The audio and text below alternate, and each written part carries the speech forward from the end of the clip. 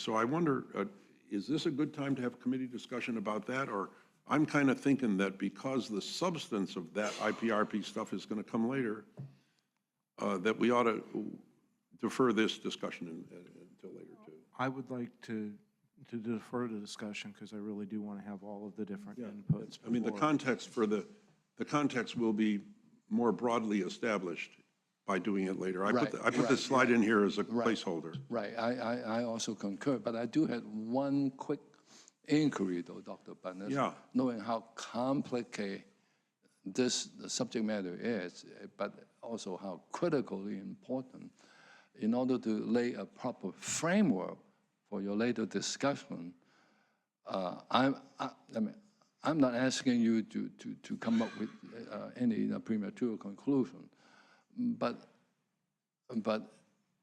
with Professor Bird's declaration, just how consequential it is if Professor Bird were to be found correct.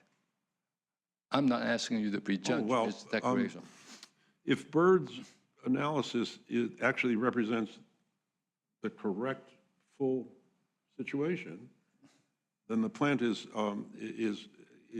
it's a much more dangerous hazard than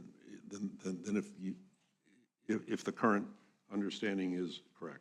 Okay, great. So that, for sure. Right. That's important. There isn't any doubt about that. Right, that's an important piece of background, right? If Professor Bird were correct, it's a very consequential. I agree with that. Okay, thank you, yeah. Okay, and then the other thing I want to say is I tend to talk fast, and if I am, somebody should raise their arm because that's me. So let's go on to the next slide. Here we are, the comprehensive safety update. But before we move on, I want to explain something. In response to SB 846, our committee did an extensive set of fact findings and the like that led up last March and April and May, this is a year ago, that led up to our developing and putting together a fact-finding report last May. This is May a year ago, May 2023. And we called that a seismic safety evaluation. We published it. We talked about it right here a year ago now. And then we adopted it as our interim position. And that interim position, you can go read it, but it's now been superseded by what I'm going to explain here. So what's here is a superseded version of that. That's for something for you to understand. The second thing is, and we approved it, it was written in May and approved last June. So what this is a new comprehensive seismic safety evaluation by the committee. After we debate it and after we hear from the public and so on. And then we may or may not adopt it. But I just want to make sure that you understand the following status. And there's no ambiguity about this. I wrote it with extensive input from our consultants. But I had no input from the other two members. That's because Bagley-Keene doesn't allow that. Okay? So having written it, their critique has to be here, and we'll hear it. That's an important thing for you to remember. This is not theirs. This is not the committee's. It's mine with the input from the others. And I don't mind explaining that that's just how it is because Bagley-Keene requires that. The other two members, they could have provided comments to the other consultants and maybe some of that got back to me, but I didn't get any of that, as best I can tell. What this is unabashedly mine. Of course, my background is more detailed in this area than the others, and I'm not complaining about that. So let's go on to the next slide. So this is an updated evaluation of previously approved report, which you have all seen, or excuse me, it's available for you to have all seen. And the background is, of course, that the bill, which was passed in September 2022, directed us to evaluate seismic safety as to whether important seismic safety upgrades would be needed. I mean, that was the thrust of it. If we had opined that important seismic safety upgrades would be needed, we would have written that down, and that would have been an important piece of information. But I'll remind you that we concluded that we didn't believe that there were any important seismic safety upgrades that would be needed for continued operation. That was our conclusion. Now I'll go on. The previous seismic safety analyses included things I mentioned before. There was the 2015 probabilistic seismic hazard analysis, the SHAC level 3, that was in a very elaborate process, a few $1 million and a few dozen, I'm not sure how many dozen, but a whole lot of seismic experts had input to it, some of which was incorporated and some not. And that was published in 2015, and the NRC reviewed it the next year and approved of it. They approved of it for use in their regulatory processes. That's the way they described it. They said it's that seismic hazard analysis and the seismicity situation was approved for NRC regulatory use. And then in 2018, they upgraded and they did a whole new seismic probabilistic risk assessment, which involves not just the seismicity part, but the response of the buildings and of equipment and human error and accident sequences and a whole lot of stuff. And that thing was published in 2018. It again was reviewed by the NRC and approved and accepted for regulatory purposes. And both of those were reviewed by our committee at the time, and we agreed with it too. And then, of course, the other important information that continues is the long-term seismic program, in which PG&E is carrying on at any one time several different measurements in the field and analyses and understanding of things around the world, so as to assure that the wisdom of the whole worldwide seismic community is brought to bear to understand the seismic situation at this site. And that LTSP program, which has been going on for a long, long time and is part of a license condition, has been a remarkably successful program in the sense that all sorts of interesting stuff have developed, which they wouldn't have developed without it, which is great. Okay. So let's go on. Next slide. So I told you this was an update of something we adopted in May last year, agreed to. So the question you might ask, well, what's new since then? And that, I'm going to tell you what's new. I mean, as I said, the bill, it says the first bullet, mandated an updated assessment. We completed it. We completed this updated assessment just a couple of months ago. One of the things that's new is that Dr. Peter Bird, who's of course now working for San Luis Obispo Mothers for Peace and a couple of other organizations, has developed alternative interpretations of the overall seismic hazard, and that's new. We first saw those things in writing in May of a year ago. And he submitted 4 documents, 2 to the NRC, 1 to the PUC, and a letter to us documenting those, and we're going to hear from him later. And he believes that PG&E has seriously underestimated the likelihood of large earthquakes at the site. It's not just of large earthquakes, but of large ground motion at the site. Of course, it all goes together. And so that's new. Next slide. Next slide. The next thing that's new is the IPRP has met, and I mentioned that before, and they discussed the above 2 bulleted items, you know, what I mentioned. Their report isn't yet available. We're going to hear from them soon, right here. Another thing that's new is the NRC staff wrote an initial assessment, that was what they called it, in mid-May, of the Bird evaluation as part of their NRC ongoing petition process. And we're following that closely, and that's still to play out. We don't know how that's going to play out. In fact, another round of that is going to take place next week. As part of their petition process, and I can tell you about that if you want. And then another thing that's new since mid-2023 is PG&E submitted their license renewal application for another 20 years, the NRC. And that is relevant because, well, I don't have to tell you why it's relevant. Of course it's relevant. And then another thing that's new is the PG&E LTSP program is continuing to perform valuable research, and there's some new stuff coming out all the time, and it's interesting, and it's relevant. Okay, so that's what's new. Turn on to the next page. Now, I'll start in with some findings. I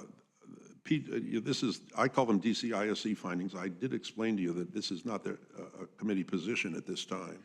It's only my position. Although I hope and expect that they're going to agree and adopt it, but that's depending on public, you understand, it's still tentative. One important thing that we reviewed very carefully was this has to do with the PG&E's update that they did. They used the SHAC level 1 process that was enhanced. Enhanced meaning some of it was a shack level 2 process. And I haven't got the time to go into all that stuff, but if you want, I could spend 2 hours on it and still not exhaust the detail. But we reviewed it, and we had a fact finding in which we went over it with them, the various things that they did, and in which some of the activities that they did were enhanced compared to a regular shack level 1 process for this assessment. And the reason that they did that enhancement was because they thought it was going to be important, and it was reviewed by us. And the reason why a level 1 process is appropriate for shack is that it's an update of an earlier level 3 study from 2015. And the guidance for shack says that an update can be a level 1 or maybe even a level 2, depending on what you need. I can't go into this much. But my conclusion for the DCISC, but I'll just tell you, is that that was implemented effectively. In other words, they implemented the shack process effectively. A crucial element of the shack process is that they're commanded and required to develop the center, body, and range of the technically defensible interpretations in each area. The center, body, and range of the technically defensible interpretations in each area. And they're supposed to do that cautiously and carefully. And the other thing is there's a whole lot of peer review and that sort of thing. And they did that effectively. We can talk about that if anybody has any questions, of course, later. So let's move on. The next thing. This is, again, I say these are findings, but you understand that I wrote it, and I'm owning it now, although I hope my colleagues will agree and own it later. In the area of the seismic hazard and seismic and the ground motion, the PG&E, DCPP, continues to review all available new information relative to the seismic hazard as it comes in. If there's a new earthquake someplace, or there's a new measurements at the site, or new analyses, they have continued to review that right along. It's part of the LTSP, to their credit. And they concluded, and I have agreed with their conclusion, that nothing in the new information changes the broader understandings of the previous seismic studies. In fact, there's a whole lot of new information, and most of it reinforces what we thought before. In other words, we thought it, now we have more information, and we continue to think it because it's reinforced.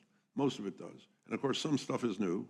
But my conclusion, which is right in front of you there, is that nothing in the new information changes the broader understandings. There are some details, and they're important details, but they don't change the broader understanding. They're important details, which we'll go into presently, and we're going to hear some of that later from the IPRP presentations as well. Next slide. One of the crucial things you got to do in this analysis is the energy from the earthquake. What you postulate, there's an earthquake takes place in some place, comes into the site, and it has to go into the base mat of the structure, and then it has to propagate in the structure up to the 3rd floor. I'm just pretending there's a piece of equipment up there that gets shaken because it got propagated up into, and the structure does this and this and this, so that the motion at the base mat of that pump is different than the motion at the ground. And that's called in-structure energy propagation, and it affects the fragility of that component because the energy that goes into that thing is in fact affected by doing that analysis. So they have always had and continue to have an elaborate structural analysis of the structures, and it's not just the main building, but there's the turbine buildings, other components, that enables them to work out what the energy, seismic energy is from an earthquake someplace else at the base of that piece of equipment so that then they can understand whether it's going to fail or not. That's called in-structure energy propagation, and it goes to the seismic fragility of components. And the PG&E DCPP told us, and we reviewed it, they considered that the models that they used for that propagation before, which were heavily reviewed all over and all sorts of detailed review, continue to remain valid. And we've reviewed that, and I agree with that. Okay? That has to do with the instructor spot. The second thing is, okay, there's motion at that pump. It produces what we call a fragility. That is, at a certain motion, everything's fine, and then at a bigger motion, it fails. So the point at which it fails, the motion at which it fails, is called its seismic fragility, the fragility of that pump or the fragility of that tank or whatever. And here, let me read. The methodology that they use for analyzing those fragilities is well-defined, widely used, very mature. It follows the standard, and that's all true. I reviewed that, and I believe it, and I think that it's generally understood. And again, there's nothing new that would modify the previous insights. That is, those analyses, as they are, remain valid from whenever it was 7 years ago, 2017-18, when those analyses were done. And that regards both the in-structure energy propagation and the fragilities in structures and components. There's hardly anything new, but what there is that's new reinforces rather than challenges the previous understanding. I'll just leave you with that thought. It's a crucial thing, because you get that wrong, you got the whole thing wrong, okay? You got to understand at what levels of shaking that tank fails or that pump doesn't perform its function. Next slide, please. Now there's the PRA model. The PRA model is the model of how the accident sequences behave. You know, you lose, the earthquake comes along, you lose offsite power, and then this tank fails, and then there's a human error, and then this electrical system doesn't work, and finally you have an accident sequence. And so they develop the accident sequences, and that's called the seismic PRA. And they believe their model remains valid. It's been peer-reviewed. I reviewed it. The methodology they use is widely used worldwide. It's mature. It's embedded in both international and domestic standards. And I don't mind telling you that the standard for PRA that they use was developed by a committee that I chaired. I said that before. Now, crucially, it's not only that there's nothing new with regards to system modeling that would modify the insights. That's an important thing to say. But you need to know that worldwide, there's a community of a few hundred people that do this analysis at nuclear power plants all around the world. And they look to PG&E's analysis as the gold standard. I can say that with a straight face without anybody I know that would contradict that statement. This analysis has been the gold standard for seismic PRA. I'm looking at my slide here, for 25 years, okay? It's nice to know. It remains true. People from around the world come here to learn about how to do this analysis from these people, okay? And I think that's really nice to be able to say with a straight face and know that there isn't anybody that would contradict me about that that I know of. Next slide. So now we're going to come to the updated seismic assessment. The updated seismic assessment, the most important thing that affects the safety of the plant is in red. The Hosbury fault slip rate is believed to be slightly larger than they previously thought. And we're going to hear more about that in the presentations later from the IPRP people. The report says that. It explains why that has come about, because data, there's new data, and some of the old data have been interpreted differently, and so on.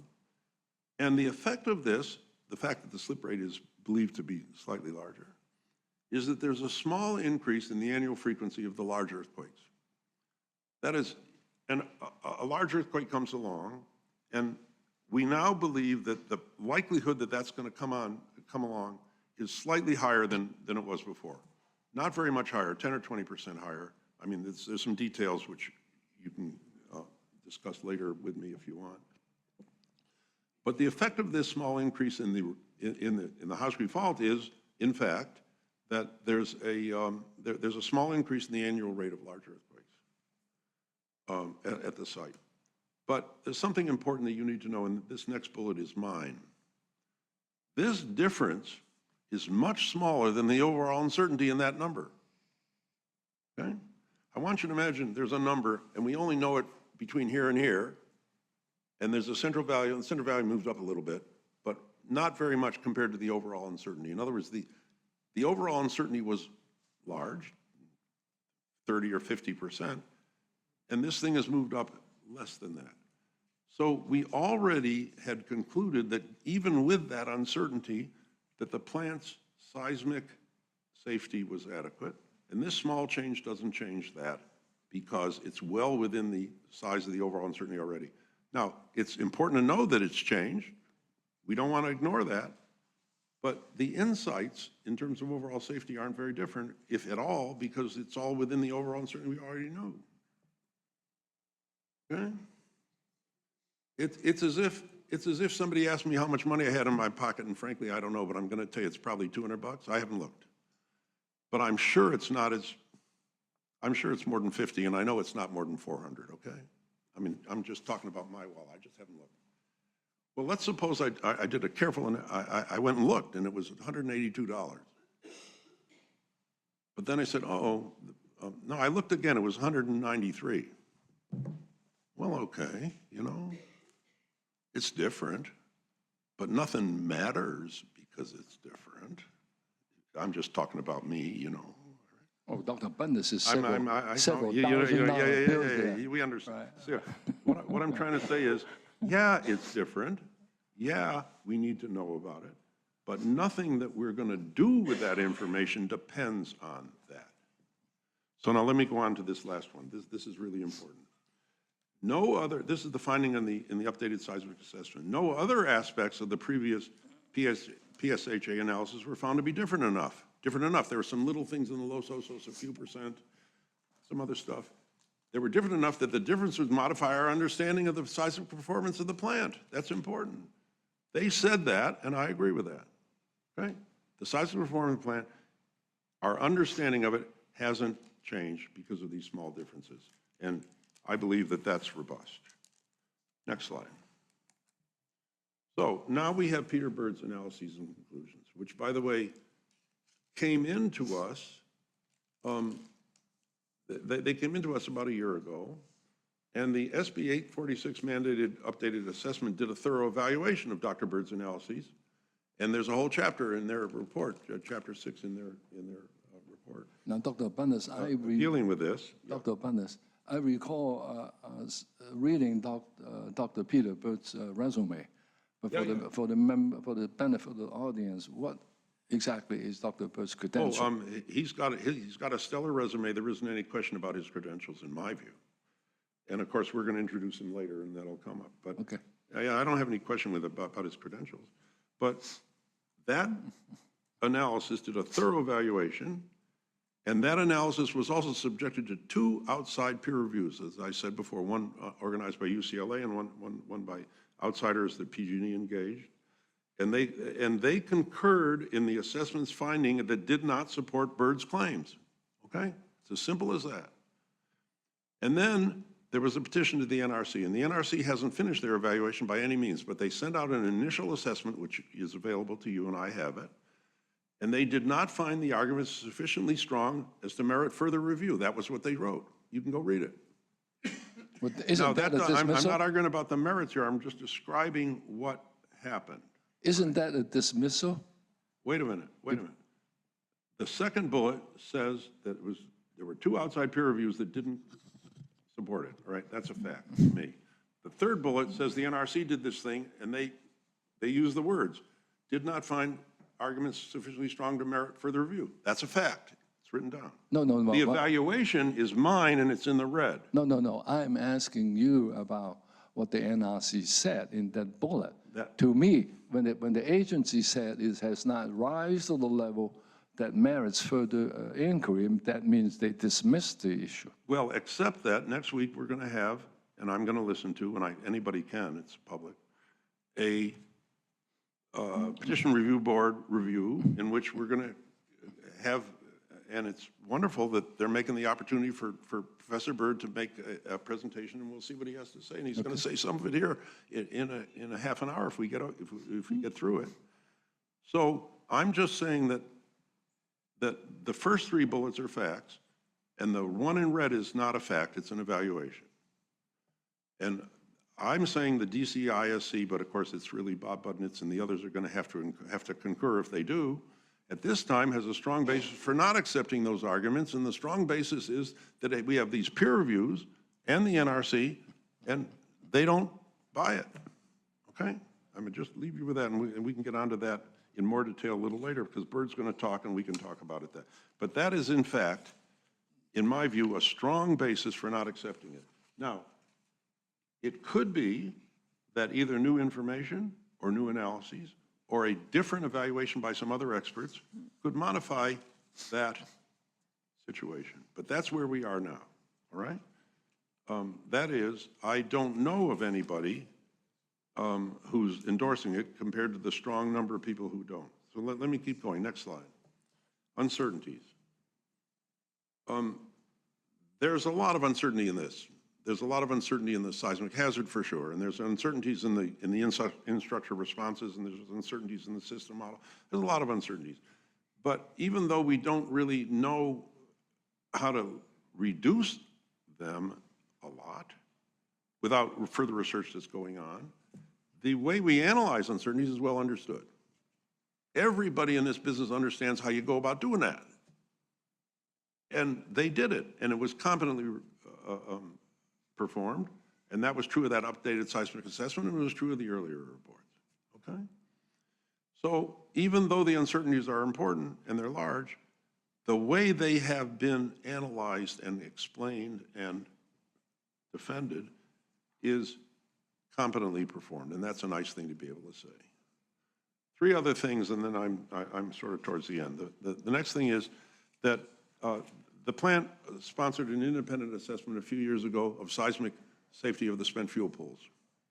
It was done by a very outstanding team from UCLA, and perhaps you remember it. And those analyses remain valid. There isn't any reason to believe they aren't. That's the UCLA study, the other spent fuel, the licensing analyses. They concluded the risk was low. And we haven't identified anything of importance in the license renewal application. The license renewal application went in just before the end of the year, 2023, half a year ago. And I've been through it, and the others have too, my consultant colleagues here. And we don't see anything in the license renewal application related to seismic that has anything here at all. They just, there's just not anything there that speaks to that issue. So one more slide and then I'm done, and this has to do with recommendations, all right? Next slide. Next slide. So I'll wait for the slide. You got one more slide? Hope so.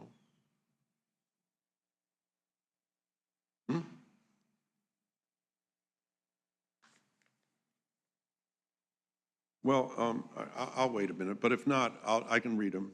It's easy to say. We have 3 recommendations, and they're about as obvious as the 5 fingers on that hand.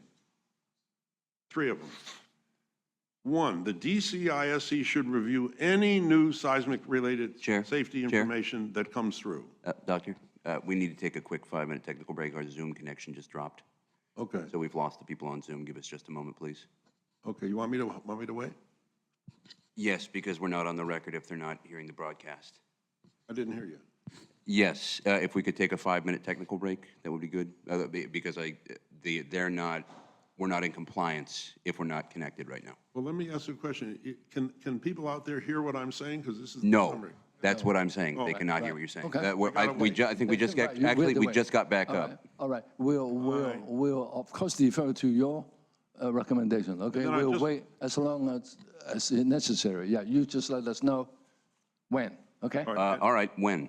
But I want to, It's up now. It just I'll came wait, back but I up. just want to give people in the room a preview, which is that after this, we're going to ask the IPRP a couple of talks, and then we'll Just have got back up. Right, so due to technical difficulties, let us take a break until further notice. Okay. Oh, we're back? We are back, yes. Okay, so Oh, that's a short break, so okay. here's the three recommendations. And I said they're all pretty obvious, but it's important to say them. We are going to should review, and we will review, any new seismic safety-related information that emerges in the license renewal application. They sent it in. The NRC is going to review it. If anything comes out of that, we're going to review it, okay? Second, we're going to review any further evaluations performed by the NRC, the IPRP, PG&E, or anybody else in response to Peter Bird's analyses. If we see something, we're going to review it, for sure. We're not going to not review it. Third, we're going to review any other seismic safety information that may emerge in the normal course of events. Example, Let's suppose that tomorrow we have an earthquake near us, nearby. Let's suppose that tomorrow we have another earthquake in Turkey that somebody thinks is relevant to us. I just made up Turkey, it could be anywhere, right? Let's suppose that tomorrow some analyst comes up with a new idea to analyze old data. Well, we're going to be open to that, and we're going to review it, okay? So that's my recommendation, and of course, that's what we're going to do. There's no question that we're going to look at the license renewal application stuff as the NRC reviews it. There's no question we're going to look at anything else that belongs to Peter Bird's things, and there's no question we're going to review other stuff. So that's what we're going to do. And crucially, if anything comes along that challenges those bottom line conclusions that I wrote on these slides for those different areas, we'll be all ears to see if there's something there that would lead us to modify our current evaluation, which I want to insist at this stage is Bob Budnitz's current evaluation, but I hope at the end of this, my colleagues will adopt it too. Okay? Now, next slide. Committee discussion and public comment. Well, I was wanting to ask a question, and you may think different. I'm wondering about whether we want to hear from the IPRP people and Peter Bird first, or you want to have some discussion now and then do that. I mean, it's your... I think we can do both. You know, since this subject matter is so complicated, well, everybody has fresh memory of Absolutely. what Dr. Bennett said. Yeah, I'm open. right. Let's entertain public remark as well as It's a comment. pleasure to welcome Linda Seeley. Hi, Linda. One quick You comment. have to introduce yourself. Excuse me, Linda Seeley, Mothers for Peace. Sure. It is now 2:37, right? Or no, I can't tell the time anymore. You're right. 237, yes. Okay, it's 2:37. I think this meeting is scheduled to be over at 3:30. We don't have an end time. Okay, I hope at the IPRP meeting, Dr. Bird was cut off. There was no opportunity for any questions from him because the time ran out. And now I think that might be happening again What I here. just told you was that, I mean, if it goes to 5 or 6 o'clock, we're going to be really mad. But we don't have a set fixed end time. Okay, and I hope you will give Dr. Bird ample time because he was cut off at the IPRP meeting earlier. Thank you. I see, okay. Thank you. Thank you. Additional public remark, or you still have fresh memory? We're just gonna of see. what Dr. Bennett said, presenter? We're going to see where this goes, okay? Okay. Now then, there being none in the room, let us move expeditiously. Dr. Bennett? Sherry Lewis, Mothers for Peace. In the beginning, Dr. Budnitz, you talk about how you have not really analyzed Dr. Bird's information yet. Things are, wait a minute. I never said Wait a minute. All right, I may be saying it wrong, but the idea was his stuff has not yet been completed and being reviewed, and yet you are making all these conclusions prematurely. That's what irritates me. Let me try to explain that more clearly. Well, only if you take a short time. He submitted his first work about a year ago in May, just before that IPRP meeting a year ago in May. And that has been thoroughly reviewed by others and by us, okay? Now, there's one new thing that he has submitted and claimed, which is an analog to a Noto Peninsula earthquake in Japan last January, which he claims supports his position about the local tectonic regime and seismic activity here. And that particular issue has not yet been reviewed, as best I can tell, by anybody. So that still awaits some outside review. But everything else, no, what you said isn't so. No. We've reviewed it, and others have too, okay? And our report contains evaluations of all of those different issues, all right? Okay, public remark before we Okay. ask other speakers. So I was going to now turn, it's easy to turn. Gordon Seitz, I think you're going to go first. I'm going to introduce Gordon Seitz. He's a well-known, widely admired seismic expert who works for the California Geological Survey, which itself is important, but it's important, but crucially, he's a member of the IPRP. Okay? And so, Gordon, you're on. Do I have my I can't presentation? talk to you, I'm on a podium right now. Well, Dr. Sykes, welcome to the committee. The podium is yours. Let's make sure your mic is on. My mic's on, but I don't see any. Well, we'll wait, it'll be here in a minute. And of course, you can, or I can introduce your colleague, Tim Dawson also from the survey in the back, who is also a member of the IPRP and another seismologist of important accomplishment. They're just trying to get his slides up. Give him a moment to get his slides up. Yeah.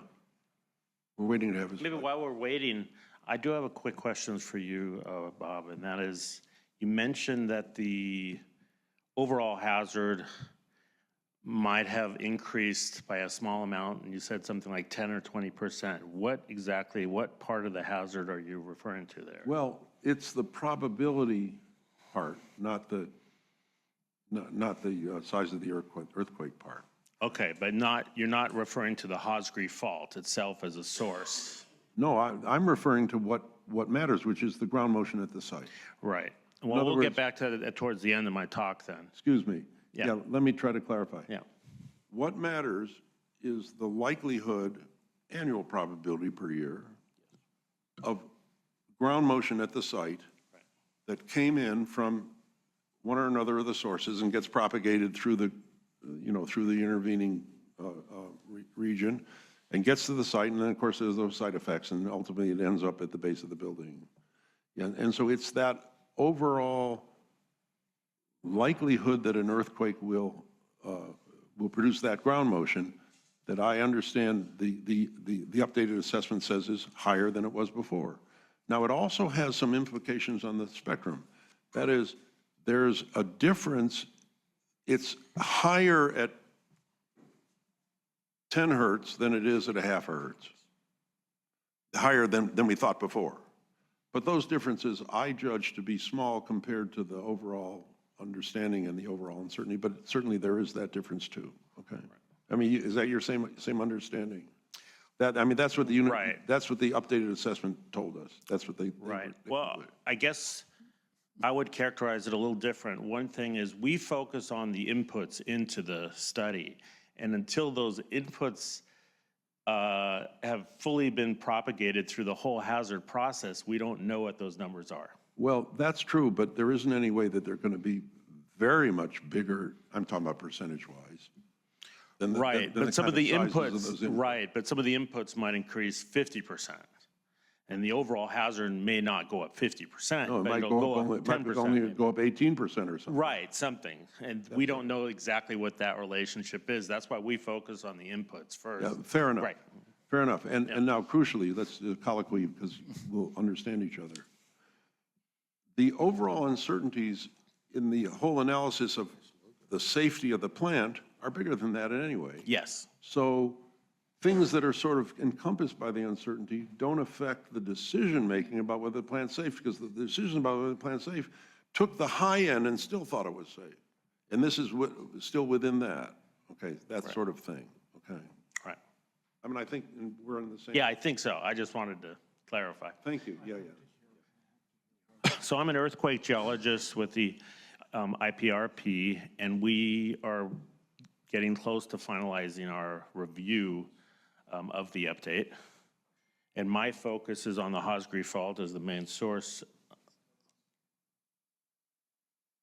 Oh, that's, do I have a pointer? Oh, no. Ah, yeah, there we go. Is that your first one? Yes. Okay, go ahead. Yeah. And I'm going to focus on the changes that occurred in the update compared to the 2015 report. Fair enough. The main changes were on the primary seismic source, the Hosgri fault. And now we agree with PG&E that there is a study that has a high degree of confidence and a 2.6 millimeter a year rate. In 2015, the overall rate for the Hosgri Fault, and I'll get into the calculation, was 1.7. Then the other update occurred on the Los Osos Fault, and that's, I'll let Phil Johnson get into the details from the Coastal Commission when he speaks after me, but this was slightly decreased, the rate on the sources bounding the Irish Hills. One of our main concerns with the update was that there's some data that was not addressed in the update, and particularly a fault study on the Casmalia Fault south of the plant. So this is perhaps a little difficult to see on this image here. Should I? Oh, I don't have a mouse, huh? But the Casmalia Fault is south of the plant, probably about 30 kilometers, 20, 30 kilometers. The other thing I'd like to point out here is that there are 4 sites that PG&E used to estimate the slip rate on the Hosgri Fault. There's one here at San Simeon, one offshore, Estero Bay, and southern Estero Bay and Point Sal. And the focus will be on this one study that's about 30 kilometers north of the plant. It's just south of San Simeon. The other study that wasn't addressed is a study done on the offshore architecture of sediments, from which a slip rate on the Hosgri was modeled based on the deformation of different unconformities that you can identify in the seismic data. And the interesting result there was that they report an increase in slip rate over the last million years, which indicates that older determinations for an older age range on slip rates are not representative of the current seismic regime. And that's probably our biggest concern, and I'll get into that a little bit more. Overall, I'm not saying much about the ground motions, because what feeds into the ground motions is the seismic source characterization. If you don't understand those sources, you can't calculate the exact ground motions. But we did look at the methods, and they look appropriate. Could I ask just a quick Sure. question? When will these issues or these questions end up being resolved approximately? Because I need to have some understanding of what that, Which issues exactly? the ones that you've listed on this slide. Well, that depends on PG&E, and to some degree. I mean, we will finish we'll have a final report, but we will have questions in our final report that will ask questions of PG&E to clarify and respond to. And then PG&E is obligated to do that. Okay. Yeah.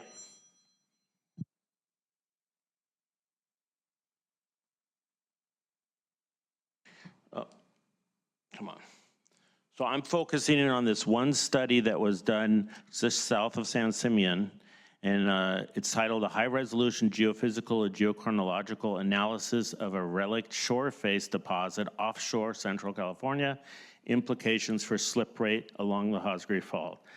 And you might not be able to read the details, but you could see it's a long list of authors. It's very well sourced, from the USGS to PG&E to some academic institutions. And this study was presented first, I think, in 2012. It was considered in the 2015 update, but was given a very low weight of 20%, I think, of all the other sites. And the reason the weighting was so low was because there was some question about what is this feature and what's the age of the feature. The way we calculate slip rates is we look at a feature that crosses a fault, we date that feature, and then measure how much it's moved and calculate an average slip rate for that age range.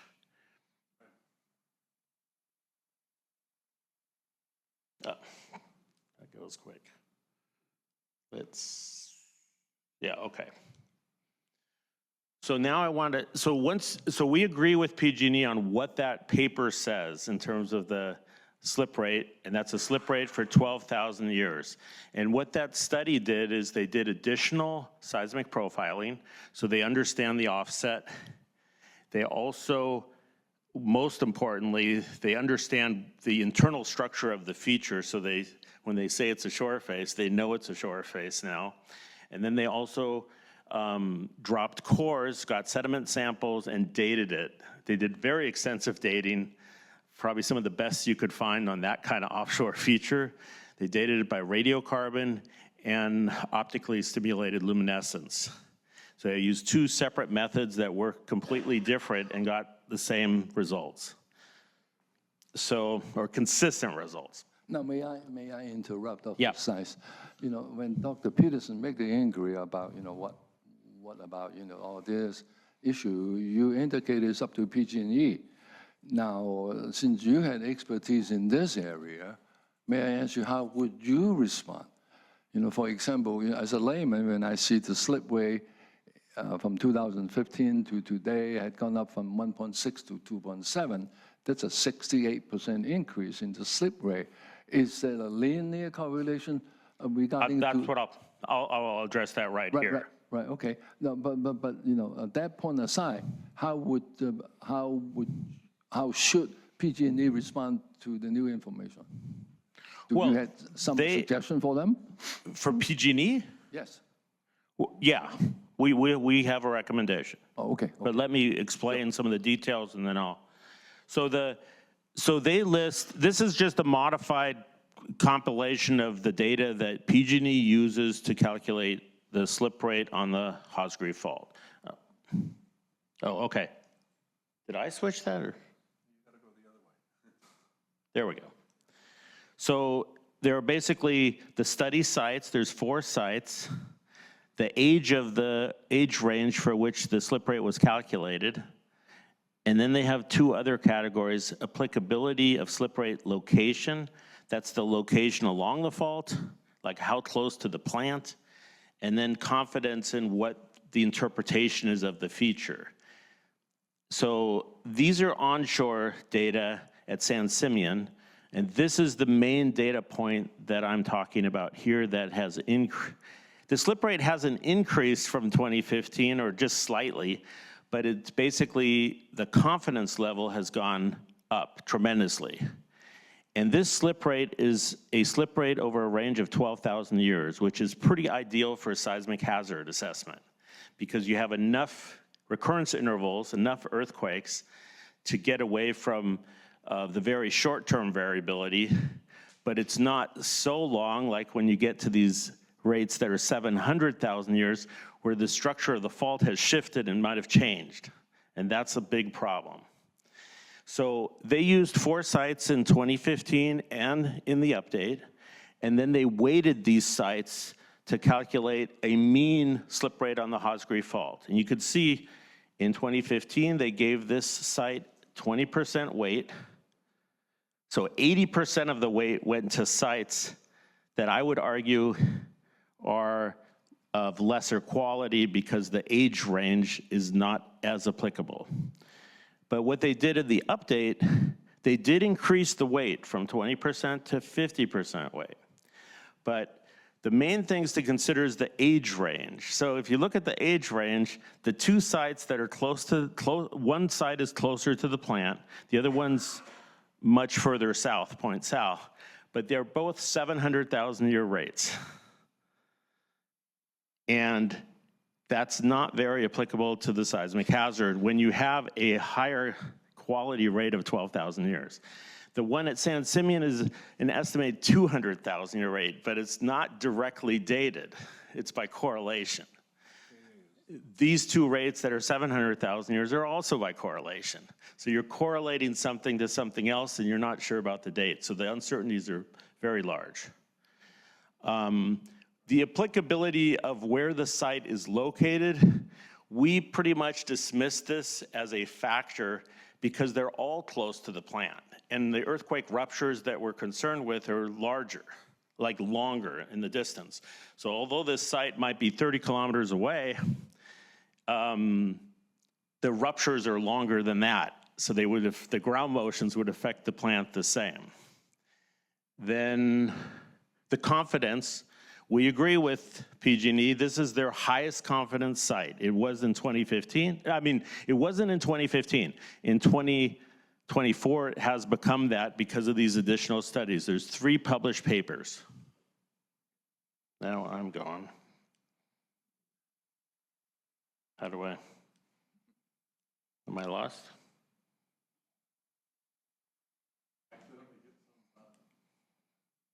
Okay. Am I doing it or are they doing it? Okay.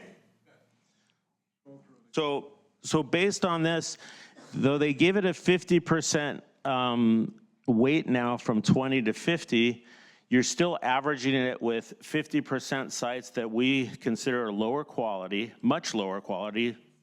And there's another issue. If you look at the actual slip rate determinations, all of these older sites are significantly slower in slip rate.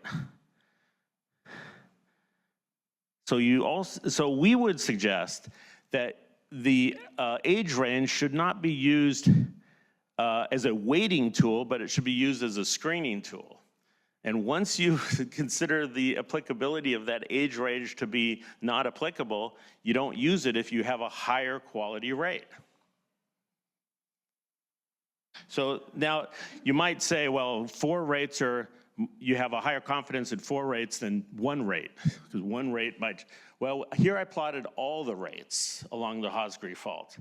And this rate here is essentially, this is from our IPRP report 7. And this is the site, the Cross Hosgri Slope. And here are the 2 offshore sites that PG&E still puts weight on. But I plotted the full uncertainty, and you can see it's from 590,000 years to 1.5 million years, from 130,000 years to 1.4 million years. Both of those sites, we've argued this in our report number 7, and I think that was 2016, that these sites are not applicable, and they do not add to calculating a good slip rate on the Hosgri Fault. In addition to that, these are all the rates onshore. You can see the uncertainties are pretty large. And then here we have the geodetic models. And again, this rate that the new studies show, it's not an outlier. It's within the range of slip rates that have less issues. So the geodetic model is interesting because it's a current rate. So it's a very short-term rate, but it gives you the slip budget. Now, this is to show sort of how much of a difference does it make within the uncertainty. So I'll just point out, these are all the different sites plotted in terms of slip rate on the x-axis and then the cumulative probability. The 2015 model is this light gray line. In the update, they increased it to here. But again, you could see their highest quality rate is out here, significantly higher than what you get if you average these rates. So our fear is that they're averaging these rates with lower quality, less applicable rates in time range, and thus they're biasing their slip rate low. And you could see the change from the gray to the black. It's about, I think it's 26%. But if you go up to the green, it's a larger increase. So that's our main concern with the main seismic source. And this is just a summary. The Hosgri I covered. Phil will cover the Los Osos Irish Hills. But one thing that we have an issue with, there were two studies that we identified that weren't addressed. One is on the Casmalia Fault, where the slip rate increased from 0.5 to over 6 millimeters a year. And even though this is not a source because it's fairly far away, it does have implications on other faults that connect to sources that are close, most importantly, the Hosgri fault. And that was discussed in the 2015 report, that the Casmalia and the Lion's Head fault, they do have an effect on the Hosgri. And then another study here, I just have a little copy that's impossible to read here, but that was a study that was contracted by the NRC in 2016. And they concluded that slip rate has increased significantly in more recent times. And so our current regime is best representative by more current rates and not older rates. Just a quick high-level question. Yep. The principal thing that this would have implications for would be the return frequency for earthquakes? Yes. Okay, so higher So seismic hazard is driven by the frequency because the magnitude of the earthquakes is not changing in our estimation. Yeah, So so, it doesn't, it just means it's more probable that you'll get an Right. earthquake. Frequency goes up, yeah. yeah, but, So you increase the frequency, but not the magnitude. That's what you. no, the magnitude meaning the size of the motion. Right, right. The be frequency sure. means the Yeah, the likelihood. magnitude would be You don't ever want slip to use the word patch. magnitude in earthquakes unless you mean it precisely. All right, let Not me. the magnitude, you're let me talking mean about it the in- size of the motion. Exactly. Let me follow Dr. Button's guidance. I mean, imprecisely. You increase the likelihood, but not the magnitude. No, no. Yes. Okay. But not the size of the motion, yeah. Actually, what is the approximate return frequency on On the Hosgri? the Hosgri?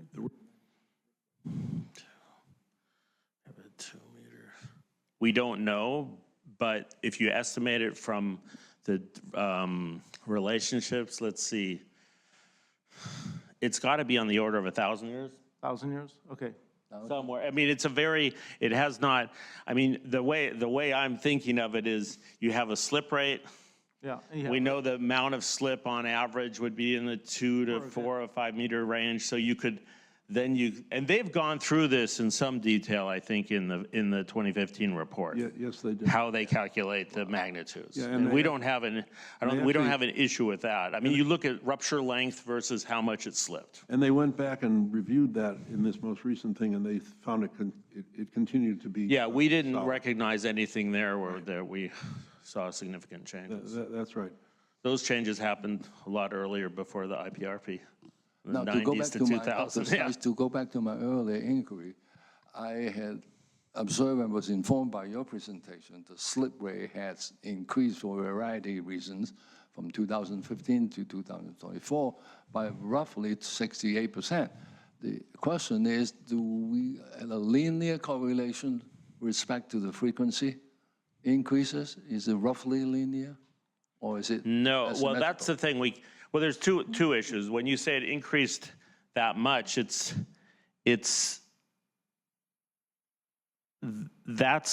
see, these are the different slip rate determinations, and then you take these and you put them into a weighting scheme, and that really has the significant upgrade. So in 2015, we had this, I think it was 2.5 millimeters a year. Now with all these studies, it's 2.6 millimeters a year. So it's pretty much constant. But now we have high confidence because we directly dated the feature and it's been published. So there's three peer reviews. Whereas these other sites have no peer reviews. Well, they have peer reviews within the SHAC process, but they're not published. Okay, fair enough. that's Yeah, fair. Fair enough, yeah, thank you. That's fair. Right. A key point being that the strength of the earthquake is not changed because of this. Right, it's frequency. And so, the design, and the plant design is is for this earthquake, so. Right, so my job kind of starts where the building starts, right? Yeah, okay. So it's just that there's a higher probability that you could have that earthquake. But Yes. The plant, the question of whether the plant design can survive, and all of the things that Bob was discussing about the response of Right, the facility, that doesn't change from this. right, but the return period changes, so Yeah. you'd have the higher ground Yeah, motions it's a that higher are. Yeah. probability. I would try to express it best as it's a higher annual frequency. Yes, Or a higher probability per year. right. Right. Now, but the one issue is that these two studies that were not addressed, one is most relevant for slip rate, the offshore study, but the study on the Casmalia fault says something about the faulting architecture and could bear on things like Peter Bird's model. Gordon, I was going to say that I peeked at the slides that Philip Johnson's got, Right. and he's going to address that directly. Yes. And so I was going to suggest we have him and then have questions for the two of you Right, that's together. fine. Because the linkages would Yep. be, okay? Yes, indeed. Is that fair enough? Could I just ask a question? Huh? If you were to do your weighting scheme, what would the result be for the combined probability, cumulative probability distribution? Would it be the black line? No, it'd be this green line. But that's, you said that's 50%. No, this is the site that's been published and has the highest confidence. Right. And I would use that rate. But don't you have to include the other ones? No. With different weights? You No, don't no. have to, well, you could give them 0% weight. See, You said it was 50% weighted. No, they weighted at 50%. I'll show you here.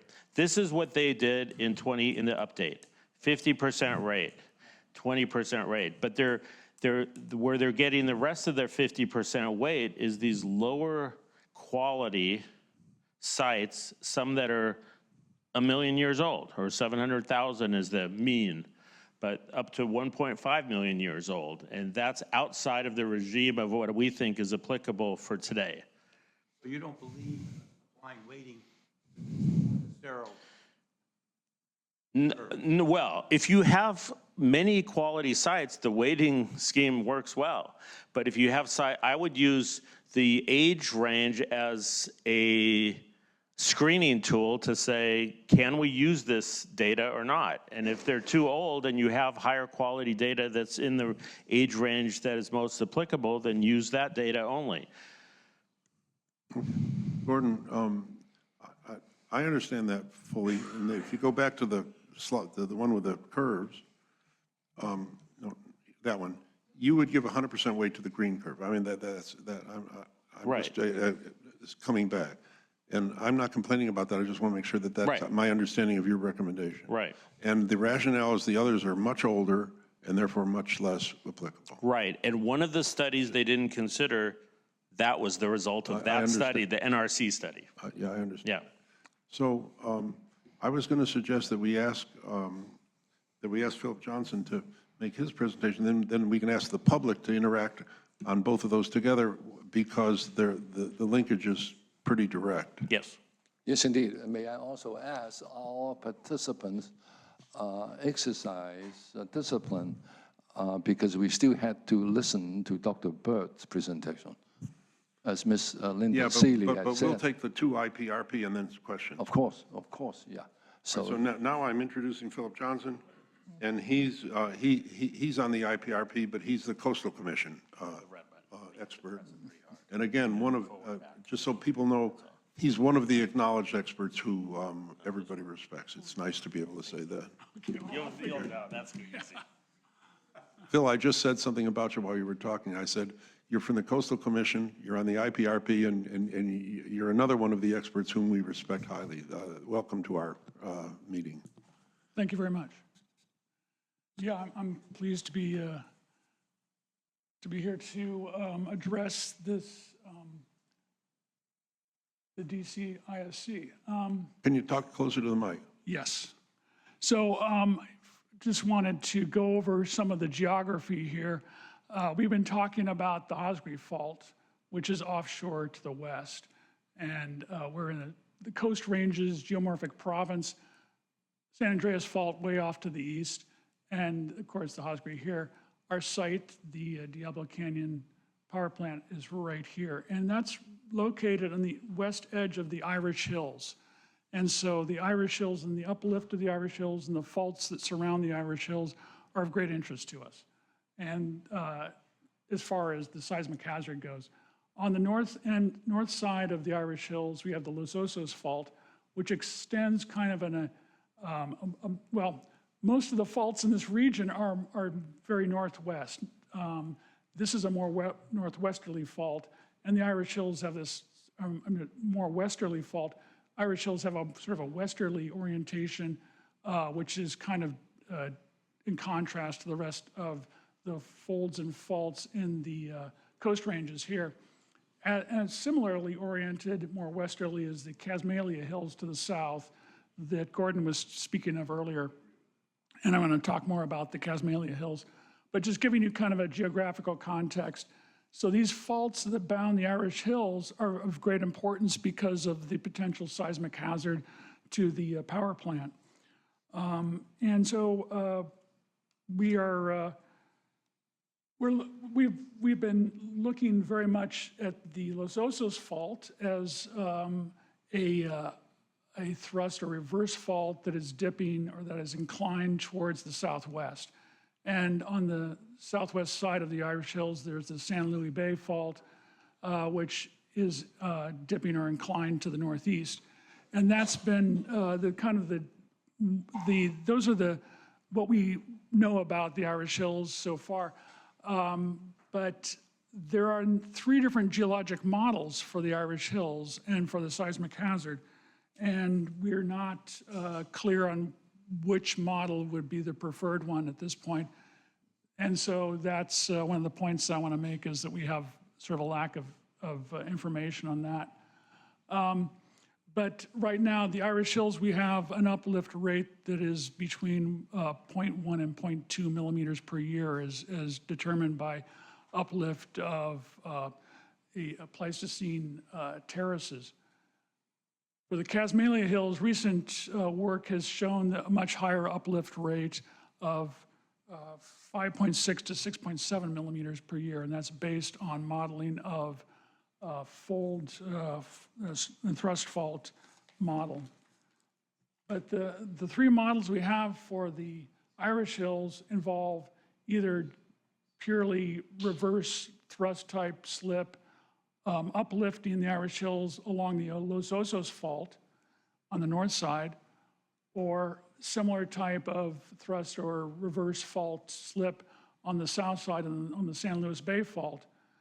Then the 3rd model that PG&E has proposed is one where it's more of a sort of a northwesterly motion, where along the Los Osos fault, where it's uplifting, that is sort of reverse or thrust type slip, along with kind of lateral slip going towards the northwest. And so this is a combination of what we geologists call dip slip and strike slip motion.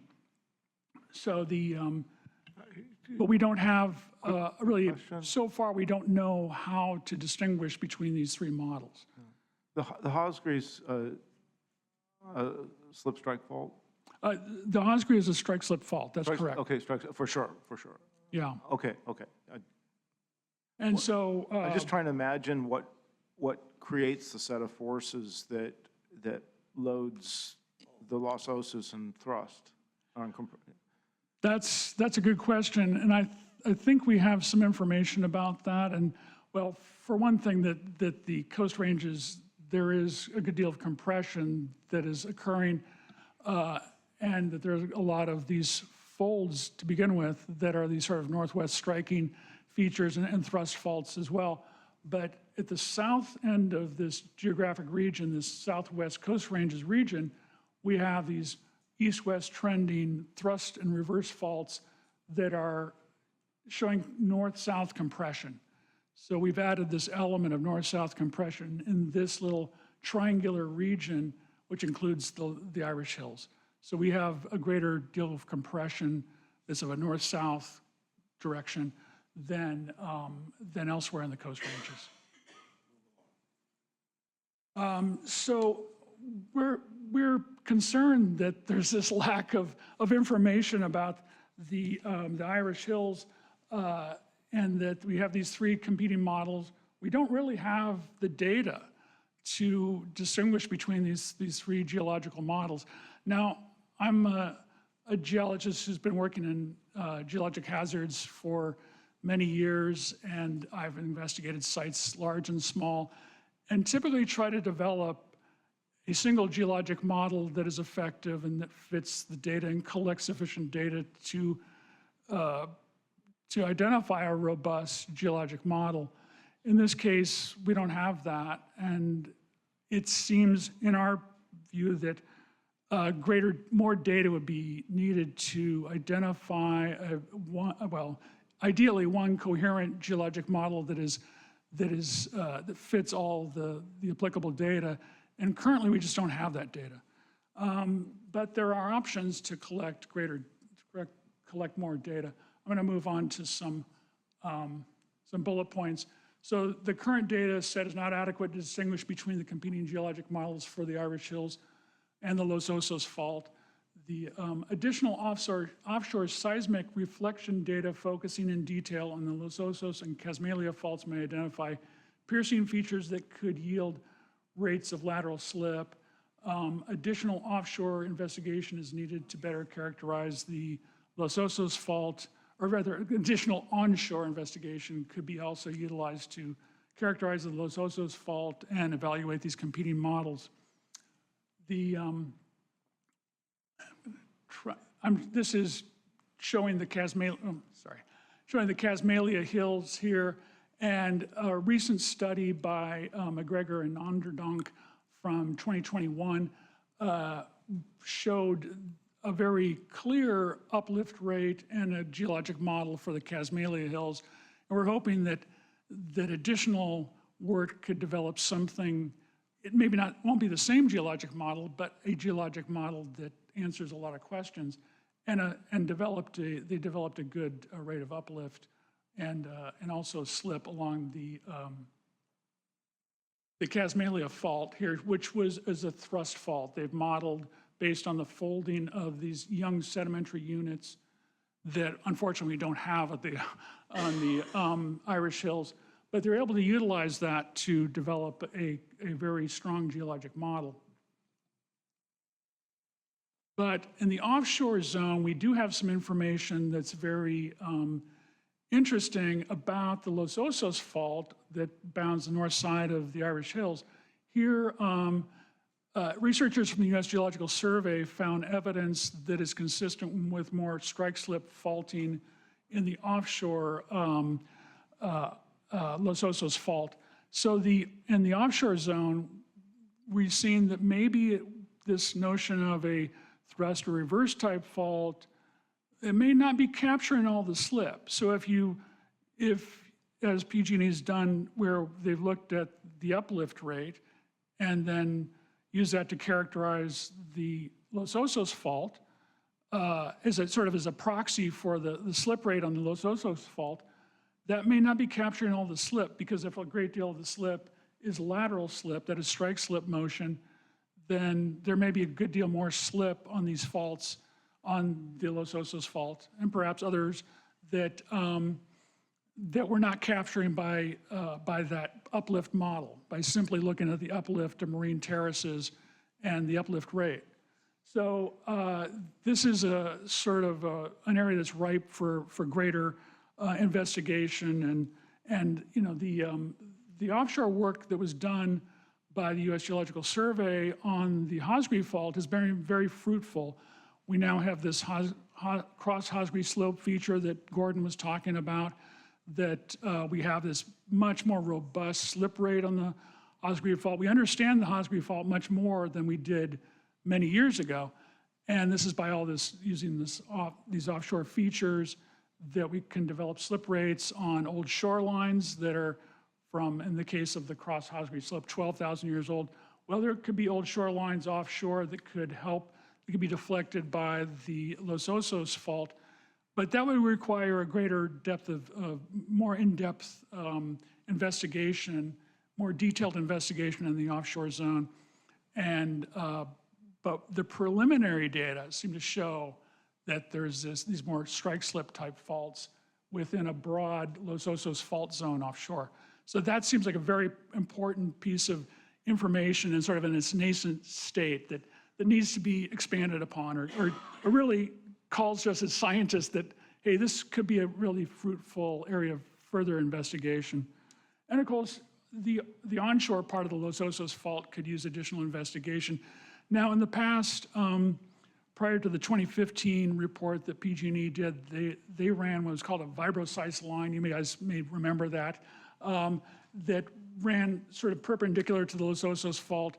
And they tried to identify the Los Osos Fault in the subsurface. And when I'm talking about subsurface, it's like kilometers depth. And the data were just pretty inconclusive. And, you know, they spent a lot of effort. It was a great effort to do that. And unfortunately, it just wasn't fruitful. You know, as someone has investigated sites all over California, sometimes you go and you choose your investigative method and it just doesn't work well. And so you have to go in with a different investigative method. And that's kind of what this looks like to me, that the onshore studies could be, there are other methodologies that could be utilized to look at the Los Osos Fault. And that goes for the faults on the south side, the San Luis Bay Fault on the south side. So yeah, that's, and also, I'm just gonna go on to another slide. Yeah, so this is just showing the mapped offshore faults here in the Los Osos Fault. Here's Morro Bay. We've talked with the people at the USGS who did that work on the Hosgri Fault, and they've suggested that they could do that same kind of detailed investigation here, and also even looking at Morro Bay, because they can profile the subsurface using seismic reflection methodologies that are, you know, using low energy. So it's looking at fairly shallow stratigraphy and the young faulting. Similarly, that could be done on this offshore Casmalia Hills, which has a similar analogous character to the Irish Hills. So that's what we're thinking it would be appropriate for the future with regard to the Irish Hills. And, you know, it's a very important, there's great importance to the Diablo Canyon site because of its, Diablo Canyon is on the Irish Hills. Proximity. Yeah, proximity, absolutely. So I think now, if Gordon can come up again, we'll take questions if there are any from the public on these two together, which as I said, they're both from the IPRP, and the subject matters are overlapping and linking. So if anybody here has any questions or anybody remotely, we'll take them now. Otherwise, the next order of business is we would ask Peter Bird. And yeah, of course we have to start with the panel, but we ask Peter Bird, and then we'll have more general discussion. Yeah. One quick question. Has models for all of these faults, right? Get closer to Their the hazard analysis. closer to the mic. Yeah. Sorry, PG&E has models for all of these faults, and they make certain assumptions about how they will behave. That's true. They have a number of, they have 3 different competing models for the uplift of for the Irish Hills and the faults that bound the Irish Hills. So what you're suggesting is you need to refine those models or pick one that's better, like we apparently tried to do over here with the 100% confidence that that's your cumulative probability distribution. But I just want to understand that this is not unknown territory. It's just a question of which is the right model to apply. Yeah, and well, it could even be another model altogether, but it is just, we just lack data for these faults.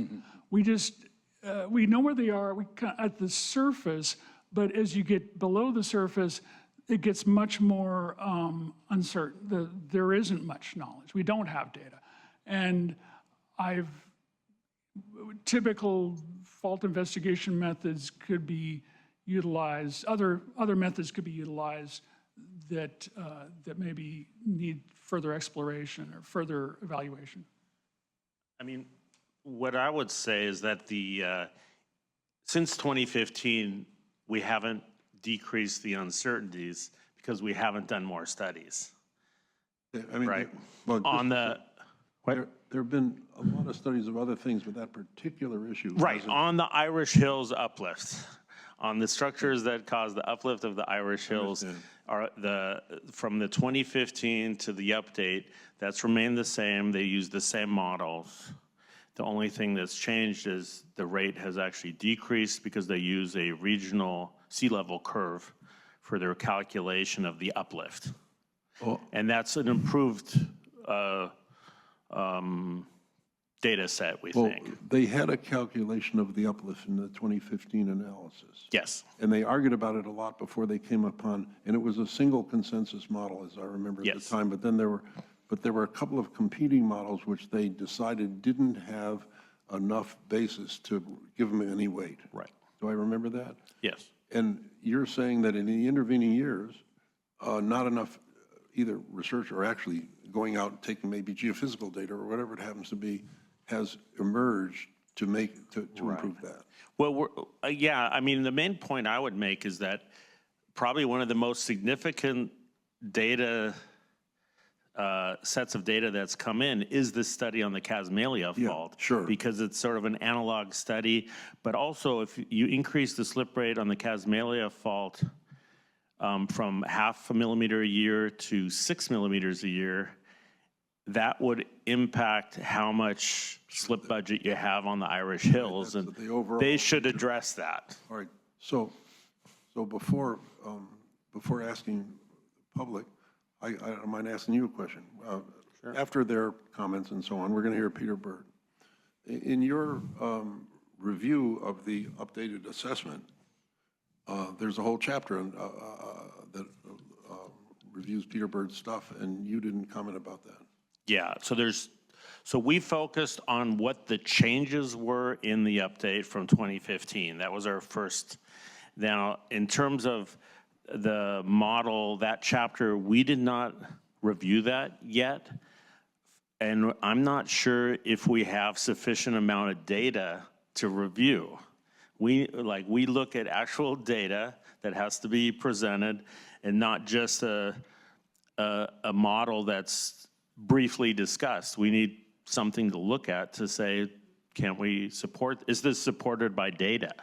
And so we have not done that yet. So we're looking forward to seeing what Peter Bird presents here, and we'll also listen in on the presentation next week. All right, by the way, when you said supported by data, there's two things that might be supported. One by data, or another by a really good analog someplace. Yes. Where there's good data there that you Sure. confidently believe is an analog, and those Right. are the two ways that you Right. can put your anchor in the Right. Great, great. Yeah, thank you. I mean, Great. I wanted to ask that question because we're going to hear Bird soon. Yeah. Although if there's any public comment now on this, let's go. And otherwise, we'll wait and we're going to hear Bird afterwards, and then we'll have time for more public comment. Exactly. Exactly. Yeah, so, and we're kind of moving along, so I'm trying to keep these comments to the point, if you can. Yeah, this is Dr. Gene Nelson, Californians for Green Nuclear Power. Did a little quick research, and I thought this data point might be of interest. I looked at the paper titled Reproducibility of the San Andreas Fault Slip Rate Measurements. It's a 2019 paper, and it says 33.9 plus or minus 2 millimeters at the Wallace Creek site, which is on the other side of San Luis Obispo County. So I'm introducing this just to put some perspective on that 2.6 millimeter per year number. Thank you. Yeah.